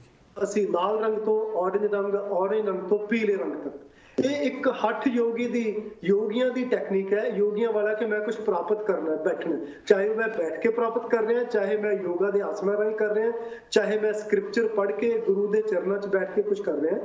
ਤੇ ਉਹ ਜਿਹੜੀ ਅਵਸਥਾ ਹੈ ਤੀਸਰੇ ਚੱਕਰ ਵਾਲੀ ਜਿਹੜੀ ਹੈ ਇਸ ਪੇਂਟਿੰਗ ਦੇ ਵਿੱਚ, ਮੈਂ ਉਦਾਂ ਦੇ ਰੰਗ ਲਾਉਣ ਦੀ ਕੋਸ਼ਿਸ਼ ਕਰ ਰਿਹਾ ਕਿ ਉਹ ਇਨਸਾਨ ਜਿਹੜਾ ਬੈਠ ਕੇ ਜਦੋਂ ਜੁੜ ਰਿਹਾ ਹੈ ਆਪਣੇ ਆਪ ਦੇ ਨਾਲ ਜੀ, ਤੇ ਉੱਪਰ ਜਿਹੜੀ ਥੋੜੀ ਜਿਹੀ ਐਬਸਟ੍ਰੈਕਸ਼ਨ ਦਿਖਦੀ ਹੈ ਇਹਦੇ ਪੇਂਟਿੰਗ ਦੇ ਵਿੱਚ, ਥੋੜਾ ਜਿਹਾ ਇਸ ਐਂਗਲ ਤੋਂ ਸ਼ਾਇਦ ਉਹ ਮੂਨ ਨਹੀਂ ਦਿਖਦਾ, ਕਿ ਜਿਹੜਾ ਫਸਟ ਕ੍ਰਿਸੈਂਟ ਹੈ, ਜਿਹੜਾ ਫਸਟ ਮੂਨ ਦਿਖਦਾ ਹੈ, ਪਹਿਲੀ ਲਾਈਟ ਜਿਹਨੂੰ ਅਸੀਂ ਸਿੰਬੋਲਿਕ ਤੌਰ ਤੇ ਕਹਿ ਲੈਂਦੇ ਹਾਂ ਨਾ, ਕਿ ਜਿੱਥੋਂ ਕਿ ਕ੍ਰਿਸੈਂਟ ਜਿਹੜਾ ਹੁੰਦਾ, ਇਸ ਤੋਂ ਅਸੀਂ ਫੁੱਲ ਮੂਨ ਨੂੰ ਨਹੀਂ ਅਸੀਂ ਜ਼ਿਆਦਾ ਤਰਜੀਹ ਦਿੰਦੇ, ਅਸੀਂ ਦਿੰਦੇ ਹਾਂ ਨਵੇਂ ਮੂਨ ਨੂੰ ਜੀ, ਜਿੱਥੋਂ ਸਾਡੀ ਹੌਲੀ ਹੌਲੀ ਉਹ ਵੱਧਦਾ ਹੈ ਜੀ। ਜਦੋਂ ਫੁੱਲ ਮੂਨ ਹੁੰਦਾ ਹੈ ਉਹ ਸਿੰਬਲ ਹੁੰਦਾ ਹੈ, ਉਸ ਤੋਂ ਬਾਅਦ ਉਹ ਘਟਣਾ ਸ਼ੁਰੂ ਹੋ ਜਾਂਦਾ ਹੈ। ਜੀ ਜੀ ਜੀ ਜੀ।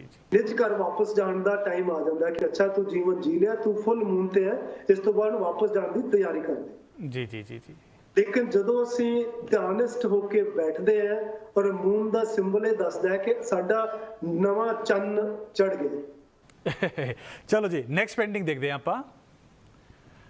ਇਹ ਵੀ ਸੇਮ ਉਹੀ ਪੇਂਟਿੰਗ ਹੈ, ਇਸ ਨੂੰ ਚੇਂਜ ਕਰ ਲਓ ਜੀ। ਹਾਂਜੀ, ਮੈਨੂੰ ਲੱਗਦਾ ਇਹ ਵੀ ਉਦਾਂ ਦੀ ਕੋਈ ਪੇਂਟਿੰਗ ਹੈ, ਉਸੇ ਰੂਪ ਦੇ ਵਿੱਚ ਹੀ ਹੈਗਾ ਜੀ ਜੀ। ਸਾਰੀ ਮਿਸਟਿਸਿਜ਼ਮ ਦੀ ਪੇਂਟਿੰਗਸ ਹਨ। ਹਾਂਜੀ, ਇਸ ਪੇਂਟਿੰਗ ਵਿੱਚ ਕੀ ਦਰਸਾਇਆ ਜਾ ਰਿਹਾ ਹੈ? ਇਸ ਪੇਂਟਿੰਗ ਦੇ ਵਿੱਚ ਜੇ ਮੈਂ ਕੁਝ ਵੀ ਕਹਿ ਰਿਹਾ ਹੋਵਾਂਗਾ ਨਾ ਜੀ, ਉਹ ਸੱਚ ਨਹੀਂ ਹੋਏਗਾ। ਅੱਛਾ, ਕਿਉਂਕਿ ਜਿਹੜੀ ਗੱਲ ਨਿਸ਼ਬਦ ਹੁੰਦੀ ਹੈ ਉਹ ਜਦੋਂ ਹੀ ਅਸੀਂ ਸ਼ਬਦਾਂ ਦੇ ਵਿੱਚ ਬੰਨ੍ਹ ਦਿੰਦੇ ਹਾਂ ਉਸ ਨੂੰ ਜੀ ਜੀ, ਉਸ ਦੇ ਮਾਨੇ ਚੇਂਜ ਹੋ ਜਾਂਦੇ ਆ, ਉਹ ਸੱਚ ਤੋਂ ਝੂਠ ਹੋ ਜਾਂਦਾ। ਜਦ ਤੱਕ ਸੱਚ ਹੈ ਜੀ, ਜਦੋਂ ਇਹ ਲਿਖਿਆ ਜਾਂਦਾ ਨਾ ਸੱਚ, ਤਾਂ ਹੀ ਅਸੀਂ ਕਹਿੰਦੇ ਆ ਅਵਲ ਜਿਹੜਾ ਹੈਗਾ ਨਾ, ਕੀ ਕਹਿੰਦੇ ਆ, ਅਲਖ ਹੈ, ਲਿਖਿਆ ਨਹੀਂ ਜਾ ਸਕਦਾ। ਜਦੋਂ ਅਸੀਂ ਲਿਖਤ ਵਿੱਚ ਲੈ ਆਉਂਦੇ ਆ ਉਹ ਇੱਕ ਸਿੰਬਲ ਬਣ ਜਾਂਦਾ, ਲੇਕਿਨ ਫਿਰ ਵੀ ਆਰਟਿਸਟ ਦੇ ਤੌਰ ਤੇ ਮੈਂ ਰਿਪਰੈਜ਼ੈਂਟੇਸ਼ਨ ਇਸ ਚੀਜ਼ ਦੀ ਹੈ ਕਿ ਜਦੋਂ ਤੁਸੀਂ ਸਮਾਧਿਸ਼ਟ ਹੈ, ਤੁਸੀਂ ਬੈਠੇ ਹੈ, ਆਲੇ ਦੁਆਲੇ ਜਿਹੜਾ এনवायरमेंट ਬਣਿਆ ਉਹ ਇੱਕ ਸਮਾਧੀ ਦੇ ਵਿੱਚ ਤੁਹਾਡਾ ਇੱਕ ਐਕਸਪੀਰੀਅੰਸ ਹੈ, ਜਿਹਦੇ ਵਿੱਚ ਤੁਹਾਨੂੰ ਕੁਝ ਲੋਕ ਇਹਨੂੰ ਕਹਿਣਗੇ ਕਿ ਵੀ ਨਾਦ ਸੁਣ ਰਿਹਾ ਹੈ, ਕੁਝ ਕਹਿਣਗੇ ਉਹਨੂੰ ਡਿਵਾਈਨ ਲਾਈਟ ਦੀ ਐਕਸਪੀਰੀਅੰਸ ਹੋ ਰਿਹਾ ਹੈ ਜੀ। ਲੇਕਿਨ ਉਸ ਤੋਂ ਅੱਗੇ ਦੀ ਗੱਲ ਹੁੰਦੀ ਹੈ ਜਦੋਂ ਕਿ ਤੁਹਾਨੂੰ ਕੁਝ ਹੋਰ ਐਂਟੀਟੀਜ਼ ਦੇ ਦਰਸ਼ਨ ਹੋਣੇ ਸ਼ੁਰੂ ਹੁੰਦੇ, ਉਹ ਤੁਹਾਨੂੰ ਆਪਣੇ ਵੱਲ ਪੁੱਲ ਕਰਦੇ ਨੇ। ਜੀ ਜੀ ਜੀ ਜੀ ਜੀ। ਤੇ ਉਹ ਇੱਕ ਸਿੰਬਲ ਲੈ ਕੇ ਜਿਹੜਾ ਕਿ ਆਪਣੇ ਵੱਲ ਹੱਥ ਵਧਾ ਲਿਆ, ਜਿੱਦਾਂ ਅਸੀਂ ਕਹਿੰਦੇ ਆ ਕਿ ਵੀ ਅਸੀਂ ਇੱਕ ਕਦਮ ਪਰਮਾਤਮਾ ਵੱਲ ਚੱਲਦੇ ਆ ਤੇ ਉਹ 10 ਕਦਮ ਸਾਡੇ ਵੱਲ ਚੱਲਦਾ ਹੈ। ਉਹ ਪਰਮਾਤਮਾ ਆਪਣਾ ਹੱਥ ਦੇ ਕੇ ਆਪਣੀ ਬਾਹ ਸਾਡੇ ਵੱਲ ਕਰਕੇ ਤੁਹਾਨੂੰ ਪੁੱਲ ਕਰਦਾ ਹੈ, ਤੁਹਾਡੀ ਆਤਮਾ ਨੂੰ ਉੱਪਰ ਚੁੱਕਦਾ ਹੈ, ਪੁੱਲ ਕਰਦਾ ਹੈ। ਇਦਾਂ ਦਾ ਕੁਝ ਮੈਂ ਕਰਨ ਦੀ ਕੋਸ਼ਿਸ਼ ਕੀਤੀ ਹੈ ਜੀ ਇਸ ਤਸਵੀਰ ਵਿੱਚ। ਜੀ, ਅਗਲੀ ਪੇਂਟਿੰਗ ਵੇਖਦੇ ਹਾਂ ਆਪਾਂ। ਇਹ ਦੇਖੋ, ਇਹ ਸਾਰੀ ਪੇਂਟਿੰਗਸ ਨਿਹਾਇਤ ਹੀ thoughtful, not just very beautiful but nihayat thoughtful ਹਨ। ਔਰ ਇਹ I think this is the essence of modern art, ਜਿਹਦੇ ਜੇ ਤੁਸੀਂ ਥਾਟ ਹੈ ਉਹ ਕਨਵੇ ਕਰਦੇ ਹੋ। Is that right to say? ਬਿਲਕੁਲ ਬਿਲਕੁਲ ਠੀਕ ਹੈ ਜੀ। ਜੀ, ਜਿੱਦਾਂ ਇਹ ਤੁਸੀਂ ਤਸਵੀਰ ਦੇਖ ਰਹੇ ਹੋ, ਆਤਮ ਮੰਥਨ ਹੈ ਜੀ। ਜੀ, ਕਿ ਜਦੋਂ ਤੁਸੀਂ ਲੱਭ ਰਹੇ ਹੁੰਦੇ, ਇੱਕ ਤਾਂ ਚੁੱਪ ਕਰਕੇ ਬੈਠ ਜਾਣਾ ਜੀ, ਬਾਹਰ ਨਾਲੋਂ ਟੁੱਟਣਾ, ਲੇਕਿਨ ਅੰਦਰ ਜਿਹੜਾ ਹੈ ਨਾ, ਜਿਹਨੂੰ ਅਸੀਂ ਸ਼ਾਂਤੀ ਕਹਿੰਦੇ ਆ, ਪੀਸ ਕਹਿੰਦੇ ਆ, ਜਿੱਥੇ ਕੋਈ ਆਵਾਜ਼ ਨਹੀਂ। ਜਦੋਂ ਅਸੀਂ ਉੱਥੇ ਪਹੁੰਚਦੇ ਆ, ਦਰਅਸਲ ਹਰਜੋਤ ਜੀ ਕਹਾਣੀ ਇੱਥੋਂ ਹੀ ਸ਼ੁਰੂ ਹੁੰਦੀ ਹੈ ਇਨਰ ਜਰਨੀ ਦੀ, ਕਿ ਅਸਲੀ ਅੰਦਰ ਦੀਆਂ ਆਵਾਜ਼ਾਂ ਜਿਹੜੀਆਂ ਨੇ ਉਹ ਬਾਹਰ ਦੀਆਂ ਆਵਾਜ਼ਾਂ ਨਾਲੋਂ ਜ਼ਿਆਦਾ ਉੱਚੀਆਂ ਨੇ ਜੀ। ਅੰਦਰ ਦਾ ਸ਼ੋਰ ਜਿਹੜਾ ਨਾ, ਉਹਨੂੰ ਉਹਦੇ ਤੋਂ ਚੁੱਪ ਕਰਨਾ, ਉਹਦੇ ਵਿੱਚ ਜਿਹੜਾ ਹੈਗਾ ਨਾ ਬੈਠਣਾ।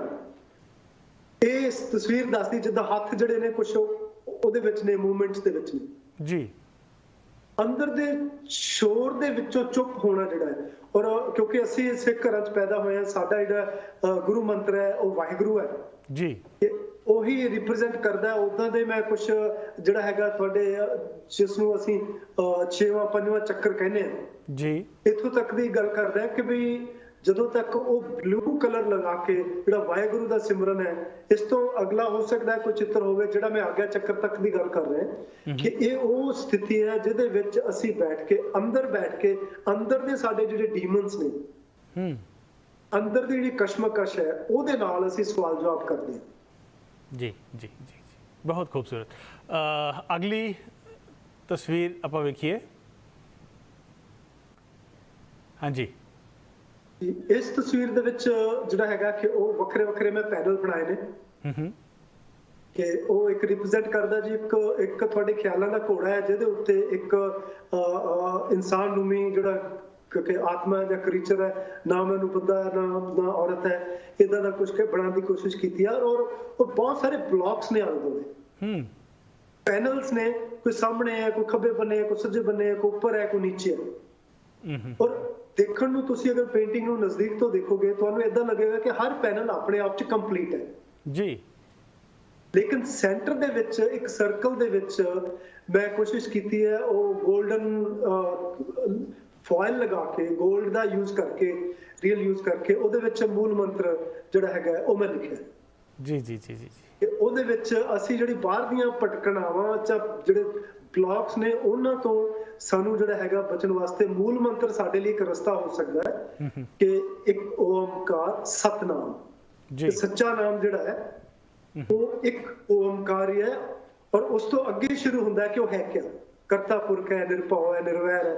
ਔਰ ਇਹ ਬੜੀਆਂ ਅਦਿੱਖ ਚੀਜ਼ਾਂ ਨੇ ਜਿਨ੍ਹਾਂ ਨੂੰ ਜਿਹੜਾ ਹੈਗਾ ਸਾਡੀ ਜਿਹੜੀ ਇਨਰ ਜਰਨੀ ਹੈ ਜੀ, ਉਹਦੇ ਵਿੱਚ ਅਸੀਂ ਐਕਸਪੀਰੀਅੰਸ ਕਰਦੇ ਹਾਂ ਜੀ ਜੀ ਜੀ ਜੀ। ਤੇ ਇਦਾਂ ਦੀ ਰਿਪਰੈਜ਼ੈਂਟੇਸ਼ਨ ਹੈ ਜੀ ਇਸ ਜਸਵੰਤ ਜੀ। ਇਹ ਪਿਕਚਰਸ ਨਿਹਾਇਤ ਹੀ ਖੂਬਸੂਰਤ ਔਰ ਨਿਹਾਇਤ ਹੀ ਜਿਹੜਾ ਫਲਸਫਾ ਹੈ ਉਸ ਨੂੰ ਬੜੀ ਕਲੀਅਰਲੀ ਡਿਪਿਕਟ ਕਰਦੀ ਹਨ। ਮੈਂ ਇਹ ਸਾਡੀ ਕਮਿਊਨਿਟੀ ਵਿੱਚ ਕਿੱਥੇ ਤੱਕ ਪਹੁੰਚੀ ਹਨ, ਕਿੰਨਾ ਸਾਨੂੰ as a community in paintings ਦਾ ਐਕਸਪੋਜ਼ਰ ਹੈ, ਅਸੀਂ ਇਹਨਾਂ ਦਾ ਬੈਨੀਫਿਟ ਲੈ ਸਕੇ ਹਾਂ, ਉਸ ਬਾਰੇ ਗੱਲ ਕਰਾਂਗੇ ਇੱਕ ਛੋਟੀ ਜੀ ਬ੍ਰੇਕ ਦੇ ਬਾਅਦ। ਤੁਸੀਂ ਵੇਖਦੇ ਰਹੋ ਦ ਵੇ ਫਾਰਵਰਡ।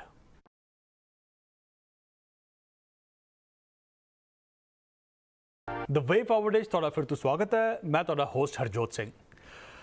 ਜਸਵੰਤ ਜੀ, ਬਹੁਤ ਹੀ ਖੂਬਸੂਰਤ ਪੇਂਟਿੰਗਸ ਔਰ ਕੁਝ ਪੋਰਟਰੇਟਸ ਵੀ ਆਪਾਂ ਵੇਖੇ ਸੀਗੇ। ਇਹ ਜਿਹੜੀ ਡਿਟੇਲ ਹੈ, ਇਹ ਨਿਹਾਇਤ ਹੀ ਮਿਹਨਤ ਦਾ, ਨਿਹਾਇਤ ਹੀ ਸਕਿਲਡ ਵਰਕ ਹੈਗਾ। ਇਹ ਕਿੰਨਾ ਟਾਈਮ ਲੱਗਦਾ ਹੈ ਇੱਕ ਇੱਦਾਂ ਦੀ ਪੇਂਟਿੰਗ ਬਣਾਉਣ ਲਈ? ਦੇਖੋ ਜੀ, ਵੈਸੇ ਤਾਂ ਇੱਕ ਤਸਵੀਰ ਬਣਾਉਣ ਲਈ ਸਦੀਆਂ ਲੱਗਦੀਆਂ ਨੇ ਜੀ, ਕਿਉਂਕਿ ਜੇ ਮੈਂ ਪਿਛਲੇ 40 ਸਾਲ ਤੋਂ ਇਹ ਕੰਮ ਕਰ ਰਿਹਾ ਤੇ ਪਿਛਲੇ 40 ਸਾਲ ਪਲੱਸ ਕੋ 15-20 ਦਿਨ ਮਹੀਨਾ ਜਿਹੜਾ ਇਸ ਪੇਂਟਿੰਗ ਨੂੰ ਬਣਾਉਣ ਲੱਗਿਆ, ਇਹ ਸਾਰਾ ਟਾਈਮ ਜਿਹੜਾ ਨਹੀਂ ਕਾਊਂਟ ਕਰਦਾ ਹੈ ਜੀ। ਲੇਕਿਨ ਡਿਪੈਂਡ ਕਰਦਾ ਹੈ ਕਿ ਕਿਹੜੀ ਤਸਵੀਰ ਹੈ, ਕਿੰਨੀ ਕੁ ਡਿਟੇਲ ਉਹਦੇ ਵਿੱਚ ਚਾਹੀਦੀ ਹੈ, ਔਰ ਕਿੱਥੇ ਕਿੰਨੀ ਡਿਟੇਲ ਆਰਟਿਸਟ ਜਿਹੜਾ ਹੈਗਾ ਉਹਦੇ ਵਿੱਚ ਰੱਖਦਾ ਹੈ। ਔਰ ਟਾਈਮ ਦੀ ਕੋਈ ਬੰਦਿਸ਼ ਨਹੀਂ। ਕਈ ਵਾਰੀ ਲੋਕੀ ਮੈਨੂੰ ਪੁੱਛਦੇ ਨੇ ਕਿ ਇਹ ਤਸਵੀਰ ਬਣਾਉਣ ਨੂੰ ਕਿੰਨਾ ਟਾਈਮ ਲੱਗਦਾ ਹੈ ਜੀ, ਔਰ ਉਹ ਮੇਰੇ ਲਈ ਖੁਦ ਦੱਸਣਾ ਮੁਸ਼ਕਲ ਹੁੰਦਾ। ਮੈਂ ਇਹੀ ਕਹਿਣਾ ਹੁੰਦਾ ਕਿ ਵੀ ਇਹ ਪਿਛਲੇ 4000 ਸਾਲ ਲੱਗੇ, ਜੋ ਮੇਰੇ ਪੁਰਖਿਆਂ ਨੇ, ਦਾਦਿਆਂ ਪੜਦਾਦਿਆਂ ਨੇ, ਆਰਟਿਸਟਾਂ ਦੀ ਮੈਂ ਗੱਲ ਕਰ ਰਿਹਾ, ਮੇਰੇ ਜੈਨੇਟਿਕ ਫਾਦਰ ਮਦਰ ਤਾਂ ਪੁਰਖਿਆਂ ਦੀ ਗੱਲ ਨਹੀਂ ਕਰ ਰਿਹਾ, ਉਹਨਾਂ ਨੇ ਜੋ ਸਿੱਖਿਆ ਸੀਗਾ, ਉਹ ਸਾਰਾ ਐਕਸਪੀਰੀਅੰਸ ਉਹਨਾਂ ਤੋਂ ਜੋ ਮੈਂ ਸਿੱਖਿਆ, ਉਹ ਸਾਰਾ ਸਮਾਂ ਲੈ ਕੇ ਹੁਣ ਤੱਕ ਦਾ ਸਮਾਂ ਜਿਹੜਾ ਇਹ ਤਸਵੀਰ ਬਣਾਉਣ ਨੂੰ ਲੱਗਿਆ।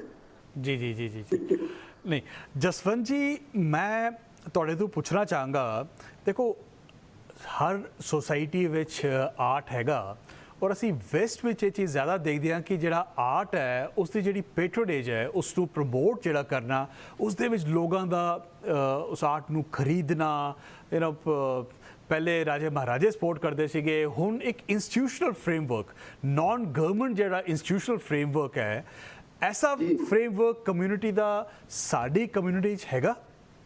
ਨਹੀਂ ਹੈਗਾ ਜੀ, ਬਹੁਤ ਘੱਟ ਹੈ ਜੀ, ਬਹੁਤ ਘੱਟ। ਇਹ ਨਹੀਂ ਮੈਂ ਕਹਿ ਸਕਦਾ ਟੋਟਲੀ ਕਿ ਨਹੀਂ ਹੈਗਾ, ਬਹੁਤ ਘੱਟ ਹੈ। ਕੁਝ ਇੱਕ ਆਰਗੇਨਾਈਜੇਸ਼ਨਸ ਹੈਗੀਆਂ ਨੇ ਜਿਹੜੀਆਂ ਆਪਣੇ ਲੈਵਲ ਤੇ ਕੰਮ ਕਰ ਰਹੀਆਂ ਨੇ, ਪਰ ਜੇ ਅਸੀਂ ਜਿਨ੍ਹਾਂ ਮੁਲਕਾਂ ਦੇ ਵਿੱਚ ਅਸੀਂ ਬੈਠੇ ਹਾਂ ਉਹਨਾਂ ਨਾਲ ਅਸੀਂ ਕੰਪੇਅਰ ਕਰੀਏ ਤਾਂ ਅਸੀਂ ਕਿਤੇ ਵੀ ਨਹੀਂ ਹੈਗੇ, ਸਾਡਾ ਕਿਤੇ ਕੋਈ ਨੰਬਰ ਨਹੀਂ ਹੈਗਾ। ਜੀ ਜੀ ਜੀ ਜੀ ਜੀ ਔਰ ਇਹ ਜੀ ਆਮ ਸੌਰੀ, ਮੈਂ ਇਹ ਕਹਿਣਾ ਚਾਹਾਂਗਾ ਕਿ ਇਹ ਗੱਲ ਸਾਨੂੰ ਹੀ ਸਮਝਣ ਦੀ ਲੋੜ ਹੈ ਕਿ ਇਹ ਐਕਸਪੈਕਟੇਸ਼ਨ ਸਰਕਾਰ ਤੋਂ ਨਹੀਂ ਹੋ ਸਕਦੀ, ਇਹ ਕੰਮ ਸਰਕਾਰ ਨੇ ਨਹੀਂ ਕਰਨਾ, ਇਹ ਲੋਕਾਂ ਨੇ, ਕਮਿਊਨਿਟੀ ਦੀ ਆਰਗੇਨਾਈਜੇਸ਼ਨਸ ਨੇ ਔਰ ਇੰਡੀਵਿਜੂਅਲਸ ਨੇ ਹੀ ਕਰਨਾ ਹੈ, ਜਿਨ੍ਹਾਂ ਨੇ ਅੱਗੇ ਆ ਕੇ ਅਸੀਂ ਆਪਣੇ ਆਪਣੀ ਕਮਿਊਨਿਟੀ ਵਿੱਚ, ਸਾਡੀ ਕਮਿਊਨਿਟੀ ਦੇ ਕਈ ਮੈਂਬਰਸ ਬੜੇ ਐਫਲੂਐਂਟ ਹੈਗੇ, ਬੜੇ ਪੈਸੇ ਵਾਲੇ ਹੈਗੇ, ਔਰ ਅਗਰ ਆਰਟ ਵੱਲ ਵੀ ਵੇਖਦੇ ਨੇ ਤੇ ਉਹਨਾਂ ਦੇ ਘਰਾਂ ਵਿੱਚ ਸਾਨੂੰ ਵੈਸਟਰਨ ਆਰਟ ਨਜ਼ਰ ਆਉਂਦਾ ਹੈ, ਜੂਇਸ਼ ਕਈ ਆਰਟਿਸਟਾਂ ਦੇ ਉਹ ਨਜ਼ਰ ਆਉਂਦੇ ਨੇ, ਬਟ ਹਾਲੇ ਤੱਕ ਆਪਣੇ ਪੰਜਾਬੀ ਜਾਂ ਸਿੱਖ ਆਰਟ ਜਿਹੜਾ ਹੈ ਉਹ ਉਹਨਾਂ ਦੇ ਘਰਾਂ ਵਿੱਚ ਨਜ਼ਰ ਨਹੀਂ ਆਉਂਦਾ। ਇਸ ਦੀ ਕੀ ਵਜ੍ਹਾ ਵੇਖਦੇ ਹੋ ਤੁਸੀਂ? ਇਸ ਦੀ ਵਜ੍ਹਾ ਇੱਕ ਦੇਖਦੇ ਸਾਡੇ ਕੋਲ ਆਰਟਿਸਟ ਬਹੁਤ ਥੋੜੇ ਜਿਹੇ ਨੇ ਜੀ, ਬਹੁਤ ਥੋੜੇ ਆਰਟਿਸਟ ਨੇ ਜਿਨ੍ਹਾਂ ਨੇ ਸਿੱਖ ਰਿਲੀਜਨ ਤੇ ਕੰਮ ਕੀਤਾ। ਕੁਛ ਕੰਮ ਹੋਏ ਨੇ, ਦਵਿੰਦਰ ਸਿੰਘ ਹੋਰਾਂ ਨੇ ਕੰਮ ਕੀਤੇ ਸੀਗੇ ਜੀ, ਜਿਹੜੇ ਕੰਮ ਪਹਿਲਾਂ ਹੋਏ ਨੇ, ਚਾਹੇ ਸ਼ੋਭਾ ਸਿੰਘ ਹੋਰਾਂ ਨੇ ਕੀਤੇ ਨੇ, ਉਹ ਬੜੇ ਪਪੂਲਰ ਹੋਏ ਜੀ, ਹੈ ਨਾ ਜੀ। ਔਰ ਉਸ ਤੋਂ ਬਾਅਦ ਮੈਂ ਹਮੇਸ਼ਾ ਹੀ ਕਿ ਜਿਹੜਾ ਰੈਫਰੈਂਸ ਦੇਣਾ ਹੁੰਦਾ ਕਿ ਆਪਣੇ ਕਰਨੈਲ ਸਿੰਘ ਹੋਰੀ ਨੇ ਜੀ, ਸੌਰੀ ਕਿਰਪਾਲ ਸਿੰਘ ਜੀ ਨੇ, ਉਹਨਾਂ ਨੇ ਜਿਹੜੇ ਕੰਮ ਕੀਤੇ ਨੇ ਬੜੇ ਡਰਾਮੈਟਿਕ, ਬੜੇ ਅੱਛੇ ਕੰਮ ਕੀਤੇ ਨੇ ਜੀ। ਲੇਕਿਨ ਜਿਹੜਾ ਕੰਮ ਕਿਸੇ ਦੇ ਘਰ ਦੇ ਵਿੱਚ ਜਾਵੇ ਜੀ, ਦੇਖੋ ਘਰ ਇੱਕ ਐਸੀ ਚੀਜ਼ ਹੈ ਜਿੱਥੇ ਤੁਸੀਂ, ਜਿੱਦਾਂ ਮੰਨ ਲਓ ਕਿ ਤੁਸੀਂ ਜੇ ਕੋਈ ਧਾਰਮਿਕ ਕੰਮ ਲਗਾਓਗੇ, ਗੁਰੂ ਸਾਹਿਬਾਨ ਦੀਆਂ ਤਸਵੀਰਾਂ ਲਗਾਉਂਦੇ ਅਸੀਂ ਤੇ ਸਾਨੂੰ ਓਰੀਜਨਲ ਪੇਂਟਿੰਗ ਅਸੀਂ ਦੇਖਦੇ ਹਾਂ, ਤਾਂ ਲੇਕਿਨ ਕਿਤੇ ਨਾ ਕਿਤੇ ਹੁੰਦਾ ਕਿ ਯਾਰ ਕੈਲੰਡਰ ਲਿਆ ਕੇ ਲਾ ਲਓ, ਬੜਾ ਸਸਤਾ। ਸਾਡੇ ਕੋਲ ਮਿਲੀਅਨ, 1.5 ਮਿਲੀਅਨ ਦਾ ਘਰ ਹੁੰਦਾ ਇੱਥੇ, ਮੈਂ ਬ੍ਰੈਂਟਨ ਦੀ ਗੱਲ, ਕੈਨੇਡਾ ਦੀ ਗੱਲ ਕਰ ਰਿਹਾ ਜੀ, ਲੇਕਿਨ ਅਫਸੋਸ ਨਾਲ ਮੈਨੂੰ ਕਹਿਣਾ ਪੈਂਦਾ ਕਿ ਉੱਥੇ ਉਹ $40-50 ਦਾ ਇੰਡੀਆ ਤੋਂ ਜਿਹੜਾ ਫਰੇਮਡ ਜਾਂ ਕੈਲੰਡਰ ਆਉਂਦਾ, ਇੱਕ ਉਹ ਜਿਹੜਾ ਉਹ ਪ੍ਰਿੰਟ ਆਉਂਦਾ, ਇੱਕ ਸ਼ੋਭਾ ਸਿੰਘ ਦੀ ਤਸਵੀਰ ਹੋਵੇ ਜਾਂ ਕਿਸੇ ਦੀ, ਉਹ ਲਗਾ ਲੈਂਦੇ ਨੇ ਘਰ 'ਚ, ਦੇ ਹੈਪੀ। ਇਸ ਤੋਂ ਅੱਗੇ ਉਹ ਆਰਟ ਨੂੰ ਨਹੀਂ ਸੋਚਦੇ ਜੀ। ਉਹਨਾਂ ਦੀ ਬਾਰ ਹੋ ਸਕਦਾ ਕਿ ਉਹਦੇ 'ਚ 5-4 ਹਜ਼ਾਰ ਤਰ੍ਹਾਂ ਦੀ ਸ਼ਰਾਬ ਪਈ ਹੋਵੇ, ਲੇਕਿਨ 5-4 ਆਰਟਿਸਟਾਂ ਦੇ ਅੱਛੇ ਸਿੱਖ ਫਿਲਾਸਫੀ ਵਾਲੇ ਕੰਮ ਨਹੀਂ ਹੋਣਗੇ ਘਰ ਦੇ ਵਿੱਚ। ਬੱਚਿਆਂ ਨੂੰ ਦੱਸਣ ਵਾਸਤੇ ਉਹਨਾਂ ਕੋਲ ਕਿ ਸਿੱਖ ਕੀ ਨੇ, ਉਹਨਾਂ ਦਾ ਆਰਟ ਕੀ ਹੈ, ਬੜਾ ਘੱਟ ਮਿਲਦਾ, ਨਹੀਂ ਮਿਲਦਾ। ਉਹਦਾ ਇੱਕ ਰੀਜ਼ਨ ਹੈ ਜੀ ਨਾ ਮਿਲਣ ਦਾ, ਕਿ ਸਾਡੀ ਹਾਲੇ ਦੌੜ ਜਿਹੜੀ ਕਮਿਊਨਿਟੀ ਦੇ ਲੋਕਾਂ ਦੀ ਹੈ ਨਾ, ਉਹ ਸਰਵਾਈਵਲ ਤੱਕ ਹੈ। ਸਰਵਾਈਵਲ ਤੋਂ ਅਗਰ ਅਸੀਂ ਉੱਪਰ ਉੱਠਦੇ ਹਾਂ ਤੇ ਉਹ ਸਾਡੀ ਸਰਵਾਈਵਲ ਤੋਂ ਉੱਪਰ ਉੱਠ ਕੇ ਵੀ ਸਾਡੀ ਹੋਰ ਇਕੱਠਾ ਕਰਨ ਦੀ ਜੀ, ਸਾਡੀ ਹਾਲੇ ਦੇਣ ਵੱਲ ਕਮਿਊਨਿਟੀ ਨੂੰ ਜਿਹੜਾ ਹੈਗਾ ਨਾ, ਅਸੀਂ ਉਸ ਰੁਝਾਨ ਵਿੱਚ ਨਹੀਂ ਹੈ ਕਿ ਅਸੀਂ ਜਿੱਦਾਂ ਅਸੀਂ ਇਹ ਕਹਿ ਤਾਂ ਲੈਂਦੇ ਹਾਂ ਕਿ ਦਸਵੰਧ ਦੇਣਾ, ਲੇਕਿਨ ਸਾਨੂੰ ਪਤਾ ਨਹੀਂ ਹੁੰਦਾ ਕਿੱਥੇ ਦੇਣਾ। ਲੇਕਿਨ ਦਸਵੰਧ ਇਕੱਲਾ ਪੈਸੇ ਨਾਲ ਨਹੀਂ ਹੁੰਦਾ। ਤੁਸੀਂ ਇੱਕ ਚੰਗੇ ਬੰਦੇ ਦਾ ਸੰਗੀਤ ਸੁਣਦੇ ਹੋ, ਉਹਨੂੰ ਐਪਰੀਸ਼ੀਏਟ ਕਰਦੇ ਹੋ ਜੀ, ਆਪਣਾ ਉਹਦਾ ਦਸਵੰਧ ਵਾਲੇ ਪੈਸੇ ਜੋ ਦੇ ਦਿਓ। ਕੋਈ ਪੇਂਟਿੰਗ ਖਰੀਦਦੇ ਹੋ, ਤੁਹਾਡੇ ਘਰ ਆਉਂਦੀ ਹੈ, ਤੁਸੀਂ ਜਿਹੜਾ ਹੈਗਾ, ਤੁਸੀਂ ਇਹ ਸੋਚੋ ਕਿ ਮੈਂ ਜਿਹੜਾ ਦਸਵੰਧ ਹੈ ਕਿਸੇ ਹੋਰ ਜਗ੍ਹਾ ਦੇਣ ਦੀ ਬਜਾਏ ਕਿ ਆਰਟ ਖਰੀਦਣਾ, ਅੱਛੀ ਜਗ੍ਹਾ ਤੇ ਜਾਏਗਾ। ਦੂਸਰੀ ਗੱਲ ਇਹ ਹੈਗੀ ਆ ਕਿ ਜਿੰਨਾ ਵੀ ਆਰਟ ਘਰ ਵਿੱਚ ਮੈਂ ਸੋਚਦਾ ਹੋਣਾ ਚਾਹੀਦਾ ਹੈ, ਕਿਉਂਕਿ ਘਰ ਵਿੱਚ ਲੋਕ ਕੀ ਸੋਚਦੇ ਨੇ ਕਿ ਆਰਟ ਇੱਕ ਐਸਾ ਹੋਣਾ ਚਾਹੀਦਾ ਜਿਹੜਾ ਬਿਲਕੁਲ ਐਸਾ ਹੋਵੇ, ਬਿਲਕੁਲ ਕਿਸੇ ਨੂੰ ਦਿਸੇ ਵੀ ਨਾ ਔਰ ਦਿਖੇ ਵੀ, ਔਰ ਤੁਹਾਨੂੰ ਬਹੁਤ ਕੁਝ ਕਹਿੰਦਾ ਵੀ ਹੋਵੇ, ਲੇਕਿਨ ਉਹ ਓਵਰ ਪਾਵਰ ਨਾ ਕਰਦਾ ਹੋਵੇ ਘਰ ਜੀ। ਹੈ ਨਾ।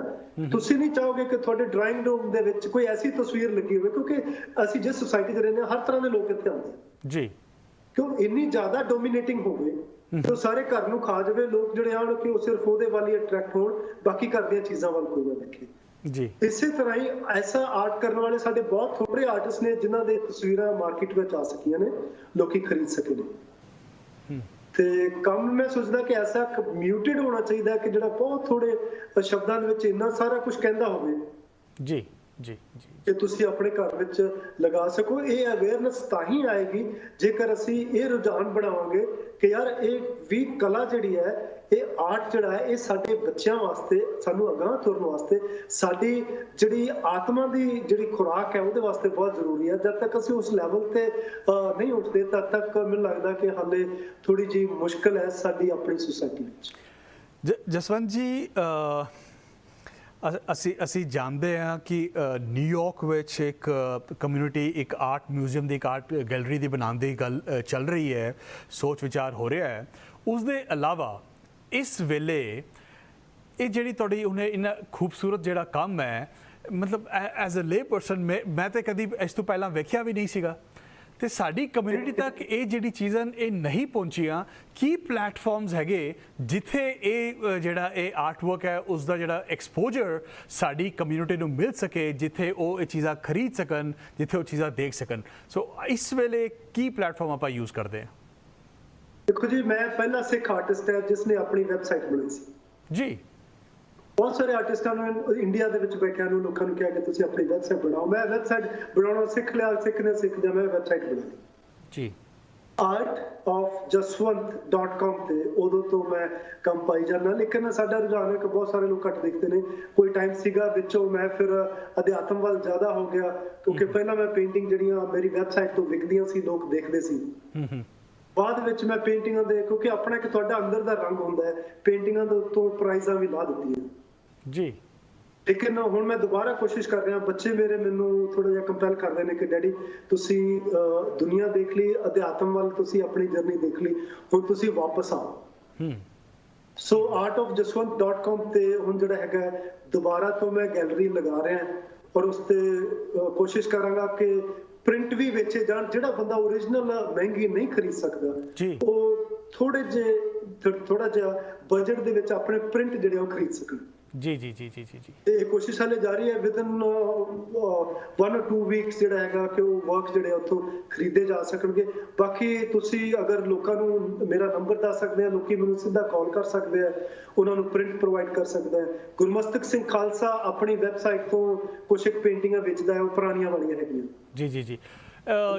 ਜਸਵੰਤ ਜੀ, ਮੈਂ ਸਾਡੇ ਵਾਸਤੇ ਇਹ ਇਨਸੈਂਟਿਵਾਈਜ਼ ਕਰਨਾ ਕਿ ਲੋਕ ਇਹ ਪੇਂਟਿੰਗਸ ਖਰੀਦਣ ਤਾਂ ਕਿ ਜਿਹੜੇ ਆਰਟਿਸਟ ਹਨ ਉਹ ਵੀ ਪ੍ਰਮੋਟ ਹੋਣ, ਉਹ ਚੀਜ਼ ਨੂੰ ਬਣਾਉਣ, ਅੱਗੇ ਆ ਕੇ ਇੰਟਰਸਟ ਲੈਣ। ਮੈਂ ਤੁਹਾਡੇ ਕੁਝ ਪੋਰਟਰੇਟਸ ਵੇਖੇ, ਮੈਂ ਤੁਹਾਨੂੰ ਇਹ ਪੁੱਛਣਾ ਚਾਹਾਂਗਾ for the knowledge of R viewers ਕਿ ਕਿਆ ਤੁਸੀਂ ਇਹ ਪੋਰਟਰੇਟਸ ਵੀ ਬਣਾਉਂਦੇ ਹੋ ਲੋਕਾਂ ਦੇ ਔਨ ਰਿਕੁਐਸਟ? ਬਿਲਕੁਲ ਜੀ, ਬਿਲਕੁਲ ਜੀ। ਕਮਿਸ਼ਨ ਪੋਰਟਰੇਟ ਜਿਹੜੇ ਨੇ ਉਹ ਮੈਂ ਬਣਾਉਣਾ ਜੀ। ਔਰ ਕੋਸ਼ਿਸ਼ ਇਹ ਹੁੰਦੀ ਹੈ ਕਿ ਵੀ ਅੱਜ ਕੱਲ ਕਿਉਂਕਿ ਲੋਕਾਂ ਕੋਲ ਸਮਾਂ ਨਹੀਂ ਹੈ, ਮੈਨੂੰ ਅੱਛੀ ਜੀ ਜੇ ਮੈਂ ਖੁਦ ਜਾ ਕੇ ਜੇ ਨੇੜੇ ਹੋਵਾਂ ਤਾਂ ਖੁਦ ਜਾ ਕੇ ਫੋਟੋਗ੍ਰਾਫ ਕਰਕੇ ਸਟੂਡੀਓ 'ਚ ਲਾਈਟਾਂ ਸ਼ਾਈਟਾਂ ਲਗਾ ਕੇ ਫਿਰ ਮੈਂ ਕਰਦਾ। ਅਦਰਵਾਈਜ਼ ਮੈਨੂੰ ਫੋਟੋ ਵੀ ਭੇਜ ਦਿੰਦੇ ਆ ਤੇ ਉਸ ਦੇ ਉੱਤੋਂ ਮੈਂ ਪੋਰਟਰੇਟ ਜਿਹੜਾ ਹੈ ਉਹ ਮੈਂ ਬਣਾ ਦਿੰਦਾ ਜੀ। ਇਹ ਸਾਰੇ ਜਿਹੜੇ ਦੇਖ ਰਹੇ ਤੁਸੀਂ ਸਕੈਚ ਤੋਂ ਪੋਰਟਰੇਟ ਜਿਹੜੇ ਨੇ ਉਹ ਜਿਹੜੇ ਹੈਗੇ ਉਹ ਬਣੇ ਹੋਏ ਨੇ, ਬੱਚਿਆਂ ਦੇ, ਬਜ਼ੁਰਗਾਂ ਦੇ, ਫੈਮਲੀਜ਼ ਦੇ ਪੋਰਟਰੇਟ ਜਿਹੜੇ ਨੇ ਉਹ।